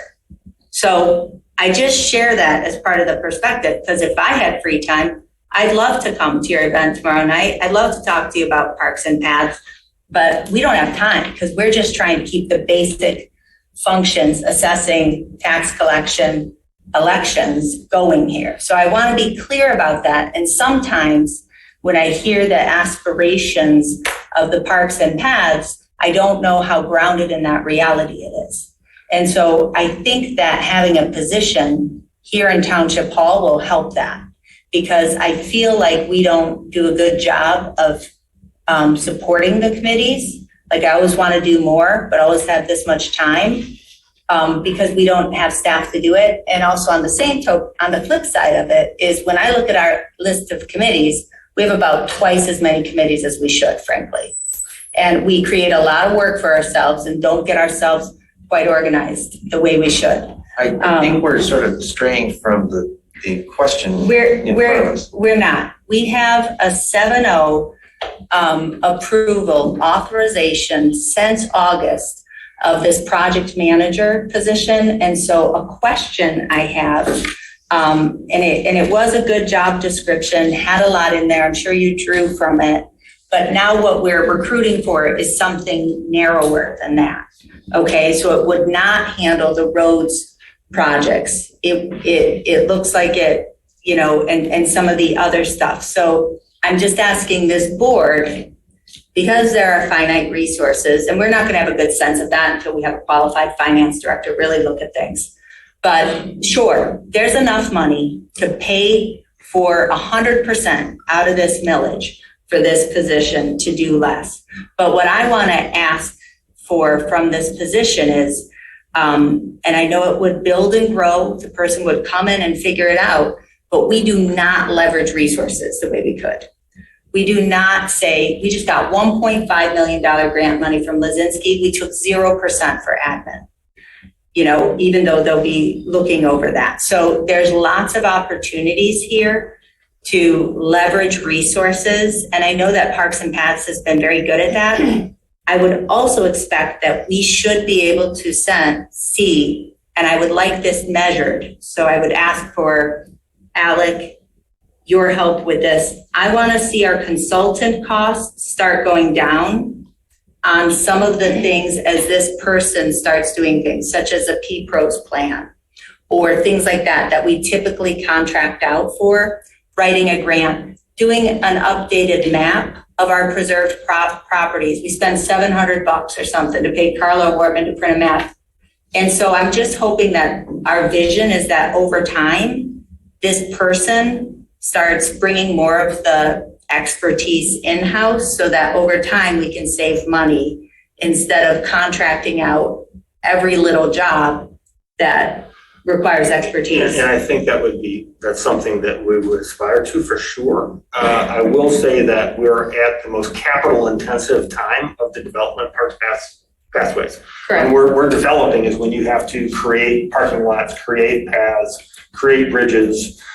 So you need to be maximizing funding partners. I will say that job description that we have talked about was all inclusive. We actually engaged, Amy Sell was going to look at some of the candidates that weren't moved forward from the township administrator position, but it had so much breadth. It had, you had to have grant experience. You had to be, you had to be able to do your own surveying. You had to be, it was a Superman position, which and I think this is reasonable. Sort of getting to to Kathy's point, it was so broad that it excluded everyone because nobody could meet any. But we never really recruited for it. Well, I don't know. That's I don't know that this is a productive No, path to go down. But what I'm saying is, Will, please, this is the first time we've had a chance to talk about this as a board, and it deserves time. So I know all in I don't agreement. think Let's that vote on the it. job description as presented for the Parks Director precludes them participating in trying to do some of the things that was identified in the project manager job description. But I'm just saying, is this board then, by going forward with this, and it's okay, I'm just trying to be clear here, are we saying we want to go forward with more of a Parks and Pathways Director instead of a project manager at this juncture? I'm not saying that with this. This is not, I'm saying that this is a requirement as a preliminary step. Okay. To move forward with all of our volunteer run efforts, which it's just no longer sustainable. Oh, absolutely. I gotcha. Okay, so it sounds like we don't know. No, I don't know. I don't know. We're not trying to answer all questions with this Right, job description. I know, but we're Yeah, first of all, also choosing to spend, we're trying to, right, I mean, there's only so much money. We have just, tonight, we're talking about 2 new jobs that, so it's good. I would say, I can see that the committees spend a ton of time on the job descriptions. I think they're very good. I would ask that once this person gets in place, whatever it is, 90 days, 120 days, whatever the right amount of time is for this person, that they come back with a proposed work plan or a proposed revision to the job description, something that as he or she kind of gets into the job, kind of gives a sense of what they're spending their time on and what the priorities are. I want to make sure that this person is really doing the program development, doing the necessary field work, and really getting Parks and Paths integrated into the township so that it's not standalone, so that there's shared services, shared equipment, all of that. And I would expect this person would have an office here at Township Hall. And I would agree. I would assume that they'd be providing a work plan once they get themselves settled in the role. It's identifying what functions they're trying to focus on, prioritization, just like anyone would do in a normal job assessment. After, it's going to be 120. It's not a lot of time. No, it might be. In the world of things, that's like tomorrow when you're trying to understand all these. Right, and then whatever the right amount of time. But I would certainly, agree that after maybe a 6-month period, that they're coming back to the board and having another presentation or discussion about direction. And that could be with all of the other composite commissions that are going to be working in conjunction with the individual and coming back to the board and having a presentation by all of them to say, here's where we are, here's the next stages. And I just want to caution, because I know sometimes, like, I've taken one of these jobs where it's like the new job description, so people put everything under the sun on it, and then the person comes in, they do their best, they figure out what the priorities are, but I don't want I want this person to be attending to the most important stuff, not creating a bunch of, things we could do in year 2 or 3 extra programs. I want to get some of the core, maintenance, coordination with the utilities team, training on equipment, all that stuff, done first. Agreed. I think there's some clearly, whether they've been literally spelled out, there are some clear priorities that unfortunately the individual won't even have a choice as to whether or not they want to tackle them. So what are as of this minute, we're already behind. I think you bring up a lot of good conversation topics. I mean, I think that you are going to see a reduction in some outsourcing costs for sure. I mean, over time. Absolutely. And I think with all the job descriptives and this person's going to have a lot of guidance, but they'll be able to produce, I think, a work plan. I think that's a good idea, and then I think that where this person will work, and I like the topic about consolidating committees. I think that's a very worthy topic. But over time, I'm not pushing it. Exactly. Over time, we need to get more efficient. And it also should be noted, this person will have advisory boards, which I think will provide great value to this person. How many? Well, it will have the Parks Advisory Board, and it will have TAP. Okay, what about the environmental sustainability? That's kind of time. Well, I think that integration would, again, I think so that it'll be somewhat evolved. There might be some involvement there. That overlay the different conditions, even though there's not specific. The draft I'm referring to is, there was a lot of effort by the Parks Advisory Board back in 2017, 2018, and there's a document that exists that includes all sorts of resources really for this person. There's we drew on these as we were creating this job description, but there's also a plan that anticipates sort of the development of the preserves and the parks and the kinds of tasks that a person would have to do at different stages. Rather than a work plan, it's a strategic plan. So we did have a strategic plan that we had developed. I'm familiar with that. And she will be taking that strategic plan and the input of the commissions and then coming up with a plan. It's an updating of X number of months, and I would suggest probably 6 months into it and bringing that back to the board for review and discussion. And we're not waiting 6 months to get moving, so there's going to be other actions that are going to come before that. But the totality of a work plan that's encompassing of the sort of the greater context of our parks and preserves would be. And I think it'd be great for this position too, like with utilities and fire, to do a monthly report to the board. We need more input directly from, who's ever directly in this stuff, besides from the committees, because I don't want this person this person's gonna be working alone. We need them integrated with utilities, integrated with, planning or whoever else. I think Andy would like that instead of the committees. Well, no, but I communicate with Steve a lot, and this person will be They do. communicating with Steve a lot, and his resources and his staff. Yeah, so I think all that will evolve naturally. Yeah, because I don't want one employee working for a committee. So Oh, trustee great. Noel, I see your hand A raised. few questions.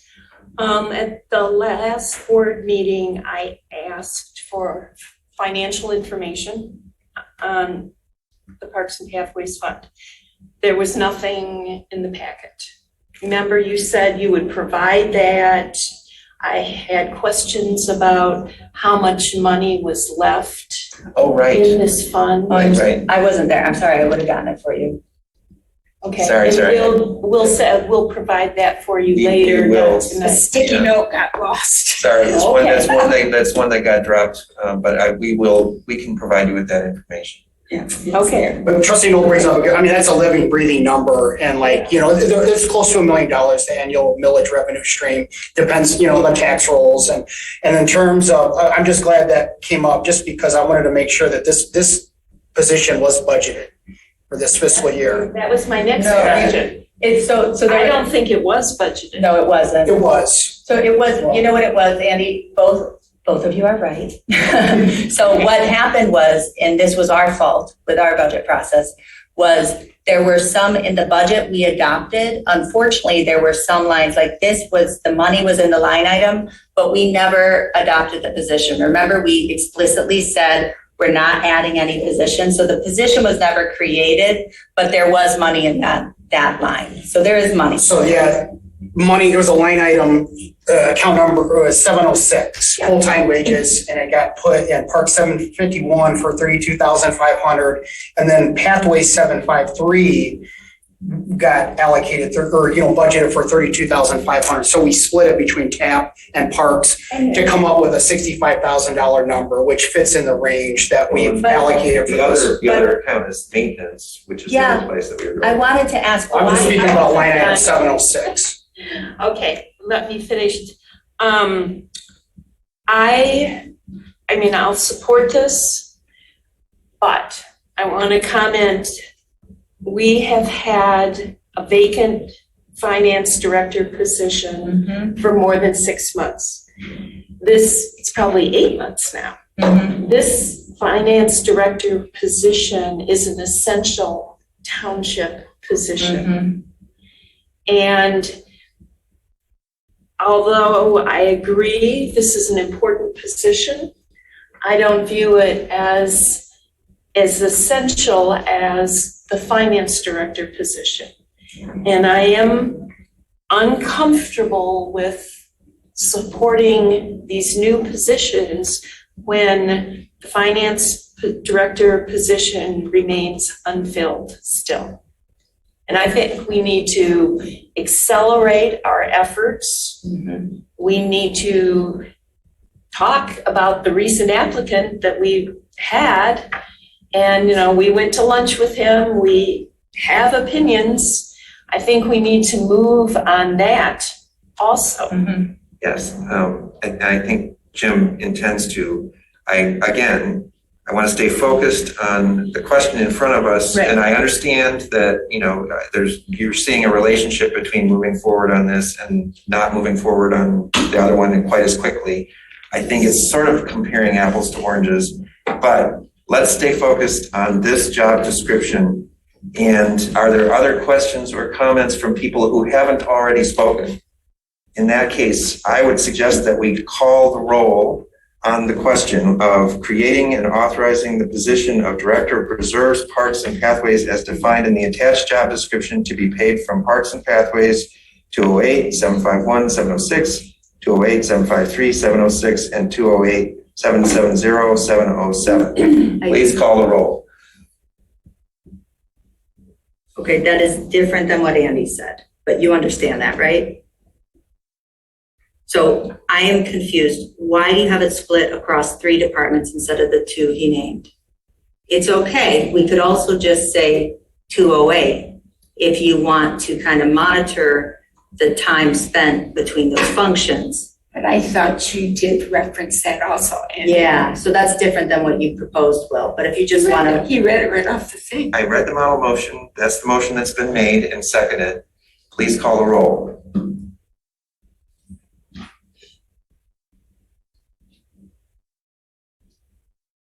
Shall I call the roll? No, Will, thanks. I don't want to treat people like this, Will, when we're so unclear and we're talking about something as important as a job What's the, description. what's the, Yeah. maybe I can my provide some question- clarity. and- Thank you. No, so 208 is split into, right? You've got your parks. 751 and your 753, paths, yes. And your maintenance. So there's a third maintenance, 770. Okay. So, and that's okay, but that's what Will is, pushing me forward on a vote on. I just want to be clear on it. Because I want to support this position. Again, in the absence of professional staff here, we're left kind of sorting this out, starting on Monday morning. Okay, so 770 is maintenance. And I do think this person is doing maintenance, and that's fine. What I'm saying is, I imagine when this person starts out, we may not know kind of exactly how their time's going to be apportioned. And so I would just suggest that we instead authorize it payable from Parks and Pathways Fund, 208 to be split across 751, 753, and 770 according to level of effort, something. There can be some either estimate or not. But if we want to decide right here, are we really deciding right here a 33 and a third % split? I don't think so. I don't know how you're gonna do that and create, it's almost like a T&M situation in which they're gonna Right. keep clock all their hours. Right, we don't want that. This will work. Yeah, there's percentage of effort in the job description. I think if there's enough clarity here to move forward. We don't need to answer all the questions tonight. I'm quite, so how do the percentages line up? Is it 60%, 751? We don't have to resolve this question tonight. Please call the roll.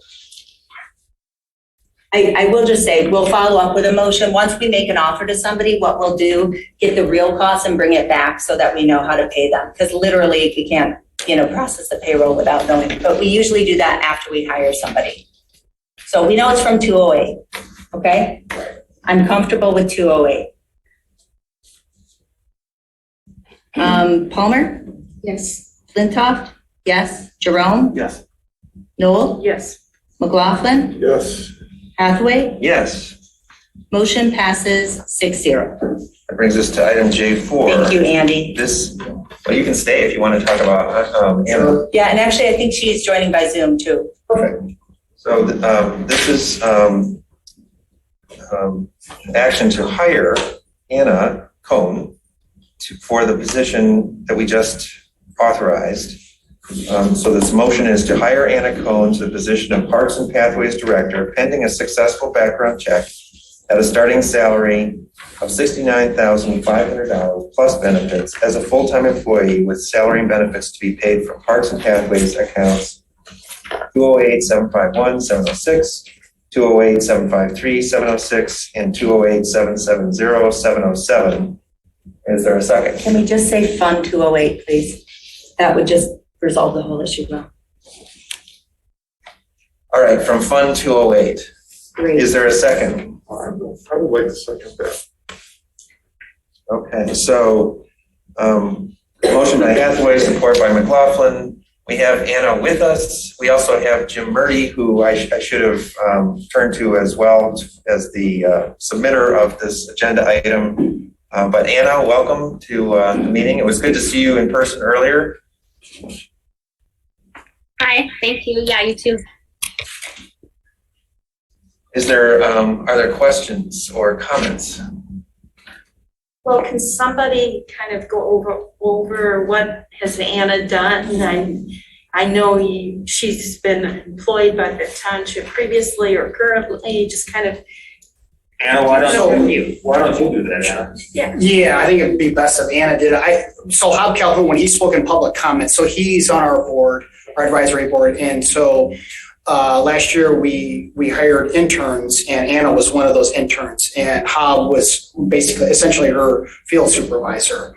And so in public comments, you know, he provided a lot of good endorsements, and I would certainly echo that.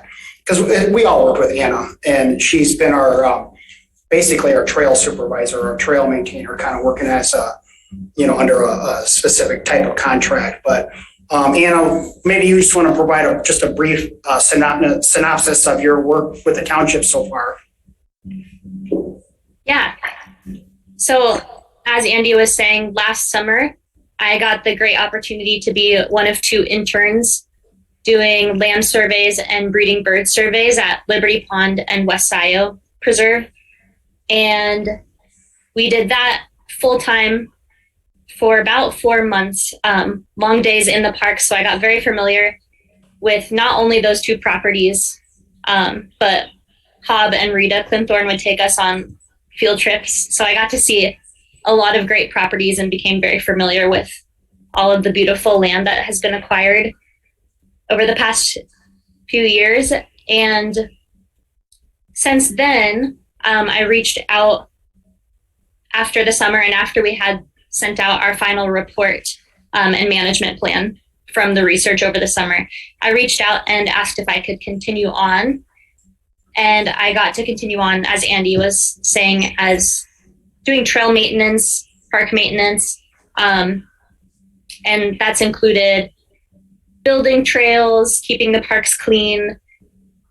And all through that time, I'm looking at the land with the lens of restoration ecology and ecosystem health, and kind of coming up with ideas in my head of how the land could be best taken care of. And yeah, very grateful to be here speaking with you all. Let me know if I can touch on anything else. Thank you. Jim, if you're still with us, do you want to comment at all? Yes, I would. I've only met Anna a short time ago, but I have to say I've been very impressed with her enthusiasm, her energy, and I think I was very wholeheartedly was willing to recommend her for this position. We talked about it, and I had expressed to her that we were looking for her to be on the ground floor of actually developing a department, which eventually would have some additional staff. And it would be partnering with different departments, including the utilities department, the planning department, and then, of course, working with the advisory committees and the board of trustees. So it was really, I wanted to make sure that she was at least had the energy and the vision and the creativity to be starting at kind of the forefront of what the Parks Department, the Parks and Pathways Department will look like going into the future. And I think Anna is the person for the job. Hey, thank you. Clinton. Sure. Anna, good to see you. I picked up the phone to call Anna today. We had never talked before except for setting her up with payroll a little bit. So I would say, process-wise, and I told Anna this too, going forward, reach out to board members, get to know the other folks at Township Hall. I know that you've worked very, very closely with the advisory boards, but part of the gap is for those of us who don't have the time to dedicate to those, we're not as up to speed on things. And so I think it helps to keep each of us. So I would just say, as with all employees of the township board, you should reach right out to any one of the 7 of us at any time. I was excited to talk to you a little bit about your qualifications and experience. And I would say that, I'm supportive of the recommendation for hiring. If you heard my comments on the kind of job before, job description before, you'll know that I'm very interested in hearing more directly from this position, who would be you, to hear directly from the board to the board, maybe monthly, and to have this position more integrated with our township operations. And I think there's a lot of cost efficiencies that we could reach over time, and would ask for your help in trying to measure some of those over time. For example, with GIS, I understand that you have some skills in GIS as well as grant writing and management and those things. Is that correct? Yes. Okay, awesome. I think those are definitely areas, low-hanging fruit, where we could save some costs. Well, if there are more questions for Anna or comments, then I would like to proceed with roll call. What is the effective date? Immediately. Okay. Can we give a date for Rebecca, for real? I mean, just in all seriousness, Starting June 13th. Okay, starting today or tomorrow? Is it tomorrow? It's the middle of the week. I would suggest you probably say Monday, July, whatever. What's Thank you. Anna, when would you like your start date to be? I am ready to start as soon as possible. I could start tomorrow.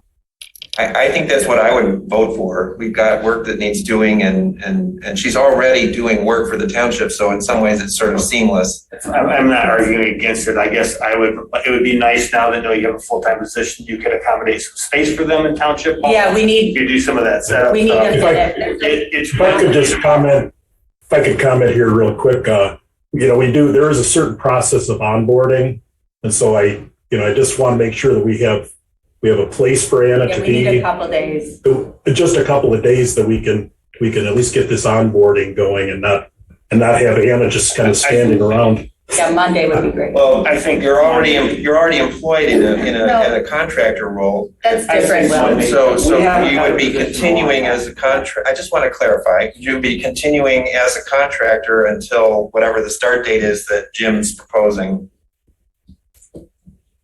Yeah, I think Monday would be perfectly fine. That gives enough time to make sure that Anna has emails and access to the records, access to all our cloud documents, et cetera. So I think it would just ease things a little bit because we do now have 2 new positions to onboard all at the same time. So that would probably help if we sort of put that to Monday and just kept on the contract basis until then. Yeah. That's the 17th, isn't it? It's the 18th. The 18th would be. Without objection, I've added that to the motion. Second, but I don't object. Okay. All right. No objection from me. So let's call the roll. Okay. Palmer? Yes. Flintoff? Yes. Jerome? Yes. Noel? Yes. McLaughlin? Yes. Hathaway? Yes. Motion passes 6-0. Welcome, Anna. Congratulations. Congratulations, Anna. Thank you, board. Thank you. Thanks, Andy. Thank you, Anna. Andy, don't put your heels on the way out. That's right. All right. Well, that brings us to item J6. That is approval of a wetland permit for Gelman Sciences. And this came to us from planning, even though it did not come through the planning commission. It's an administrative function performed by our planning consultant staff reviewing wetland permits. And I don't know, Doug, if you're available still. If you would like to come on to address any questions. This is related to the work to remediate the Gelman dioxin pollution. So Kathy, if you would like to speak to the item. Okay, I can speak briefly to it. This is a routine application. It's not controversial. Galman was ordered by the court to implement several specific source area remediation efforts, and one was phytoremediation. The other one was this heated soil vapor extraction remediation. So they need to access the wetlands, work in the area to do these next steps with the dioxin contamination remediation. So I see this as a fairly routine approval. It's a highly contaminated area, but they know that, they're well aware. Thank you. Doug, did you have anything that you wanted to add?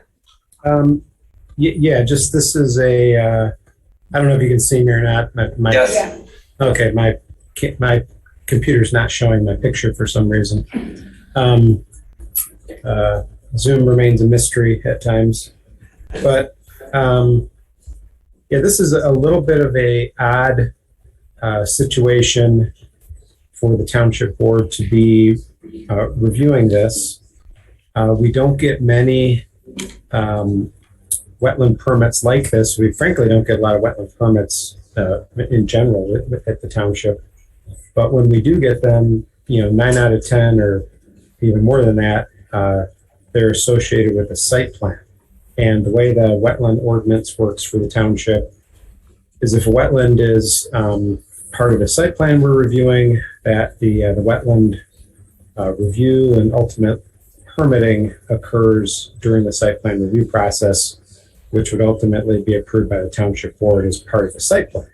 But since this project does not have a site plan attached to it, the way that the wetland ordinance processes this kind of request is that it has to be approved by the township in some manner, so it comes before the township board for approval. And I think our report is in your packet, as well as the application for the proposal. The proposal, I think Kathy might have mentioned, is to drill approximately 12 borings to do some additional soils and groundwater testing just north of the Gelman site. A permit like this was actually approved, I think, 6 or 7 years ago for the same thing. So yeah, I would agree with Trustee Knoll that this isn't controversial, and it really will have very little impact on the wetland. Once they're done with the soil borings, you're essentially not going to be able to tell they were ever there. So as you can see from our report, we are recommending approval of the wetland permit. Thank you.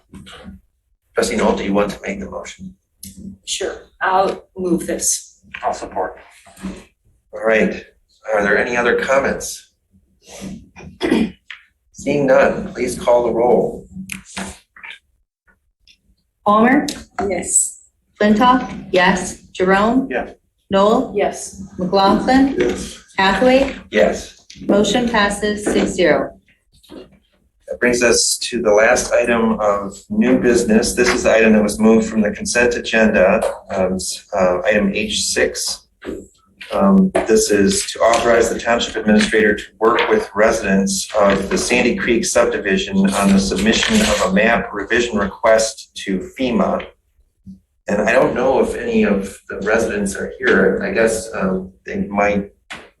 This is what Jim spoke. Yeah, this is what Jim spoke to. I didn't seek out the residents to come, but it's possible that they're here. And if they are, then I would give them the opportunity to speak. Is there anyone? I wouldn't know unless they raise their hand. But the names that have been prominent were Jade Zhang and John Reynolds. Not seeing them? Okay. So the model motion. Can I just, sure, before you say that, I'm fine with the model motion. I just want to note something in the background, just because we're approving money to submit something to FEMA. In the background, you state and helpfully, that it'll hopefully show that their properties do not face high risk of flooding. We do hope that, but I just want to be very clear that, we're acting in a neutral manner here and asking the township administrator to just assist in getting this assessment done by FEMA. And we don't have any predetermined outcome or role in that. Okay, so the model motion is to authorize the township administrator to submit or approve the private submission of a letter of map revision to FEMA for the Sandy Creek subdivision, provided the residents deposit with the township 1.5 times the cost of the application fee and provide the technical support necessary to complete the application. Any remaining amount shall be returned to the depositor, including the entire deposit, in the event that FEMA waives the fee. Is there a second? Okay, so moved by Hathaway, support by Jerome. Is there any further comment? In that case, please call the roll. Palmer? Yes. Flintoff? Yes. Jerome? Noel? Yes. McLaughlin? Yes. Hathaway? Yes. Motion passes. That brings us, unless I'm missing something, to public comment. This is the time for members of the public to speak for up to 3 minutes on any matter under the purview of the Board of Trustees. Trustee Jerome, will you again be our timekeeper? Thank you. Is there anyone present who would like to speak during public comment? I see no interest expressed. Is there anyone participating remotely? Lance, Mary, followed by Joe Gatson. Mary, go ahead. That's fine. Hi, everybody. Mary Gillis. I just have a couple of comments briefly. An issue that came up earlier in the meeting where the clerk was saying that she thought a process had been unclear, and the supervisor stated that he felt that it was very clear and mentioned multiple meetings and so forth. And I thought that this confusion could be cleared up in the future if the supervisor reported on his activities during his supervisor's report. There usually isn't much content to the supervisor's report. For example, today he reported that he had a communication with Representative Lazinski and nothing else. And I know he's doing more than that. And I'm certain that if we heard about it, it might clarify some confusion. I also wanted to point out that since we don't have an HR person or any established method of reviewing employees, that the request that Anna Cohn, our new Parks Director, come back and talk about her priorities and so forth, be evaluated on, helped with her direction. It seems a little, that would be unusual in the township. Let's just say that. I'd also like to say that I worked a little bit with Anna on the parks pamphlets. She's really awesome and has a great design sense. She created a really cool version of the township logo for the parks pamphlets that has a bird perched on the sun, and it's so amusing. And I just really commend her design sense as well, which didn't get mentioned. Thanks very much. Thank you. Next is Joe Gatson. Joe, you can go ahead. Thank you, Rob Pattinson, Scio Township. One thing I think we should mention that was missed in Anna's hiring is that she and her partner are the ones who found the herons, and that led to their protection. And that is a major accomplishment. And perhaps her logo should include a heron, because she has done a lot for this township in its natural environment. One thing that hasn't happened with this Board of Trustees in the past couple of years is work sessions. And these Board of Trustees meetings are very contentious, and there's a lot of animosity tonight. For instance, tonight you made Anna and the other two new employees sit through 3.5 hours of an introduction to what they have to look forward to. And that's not fair. And if you were to engage in work sessions, that might lead to building consensus so that when you get to the Rob, board. we lost your audio. Can you hear me now? Can you hear me? And you've locked up here. I'm not sure if you can hear me, but you've all locked up. So it looks like our connection is off. There you go. We heard you. Sorry about that. You guys locked up there for about 20 seconds. So the work sessions might lead to this group building consensus so that when you get to the Board of Trustees meetings, you have a cleaner, shorter, less contentious, with less animosity meeting that would serve this community a lot better. Thank you. Thank you, Derek and Markins. In that case, is there a motion to adjourn? Moved by Jerome, supported by McLaughlin. Please, all in favor, say aye. Aye. Those opposed? We are adjourned at, what time is it? 10:45. Wow. Recording stopped.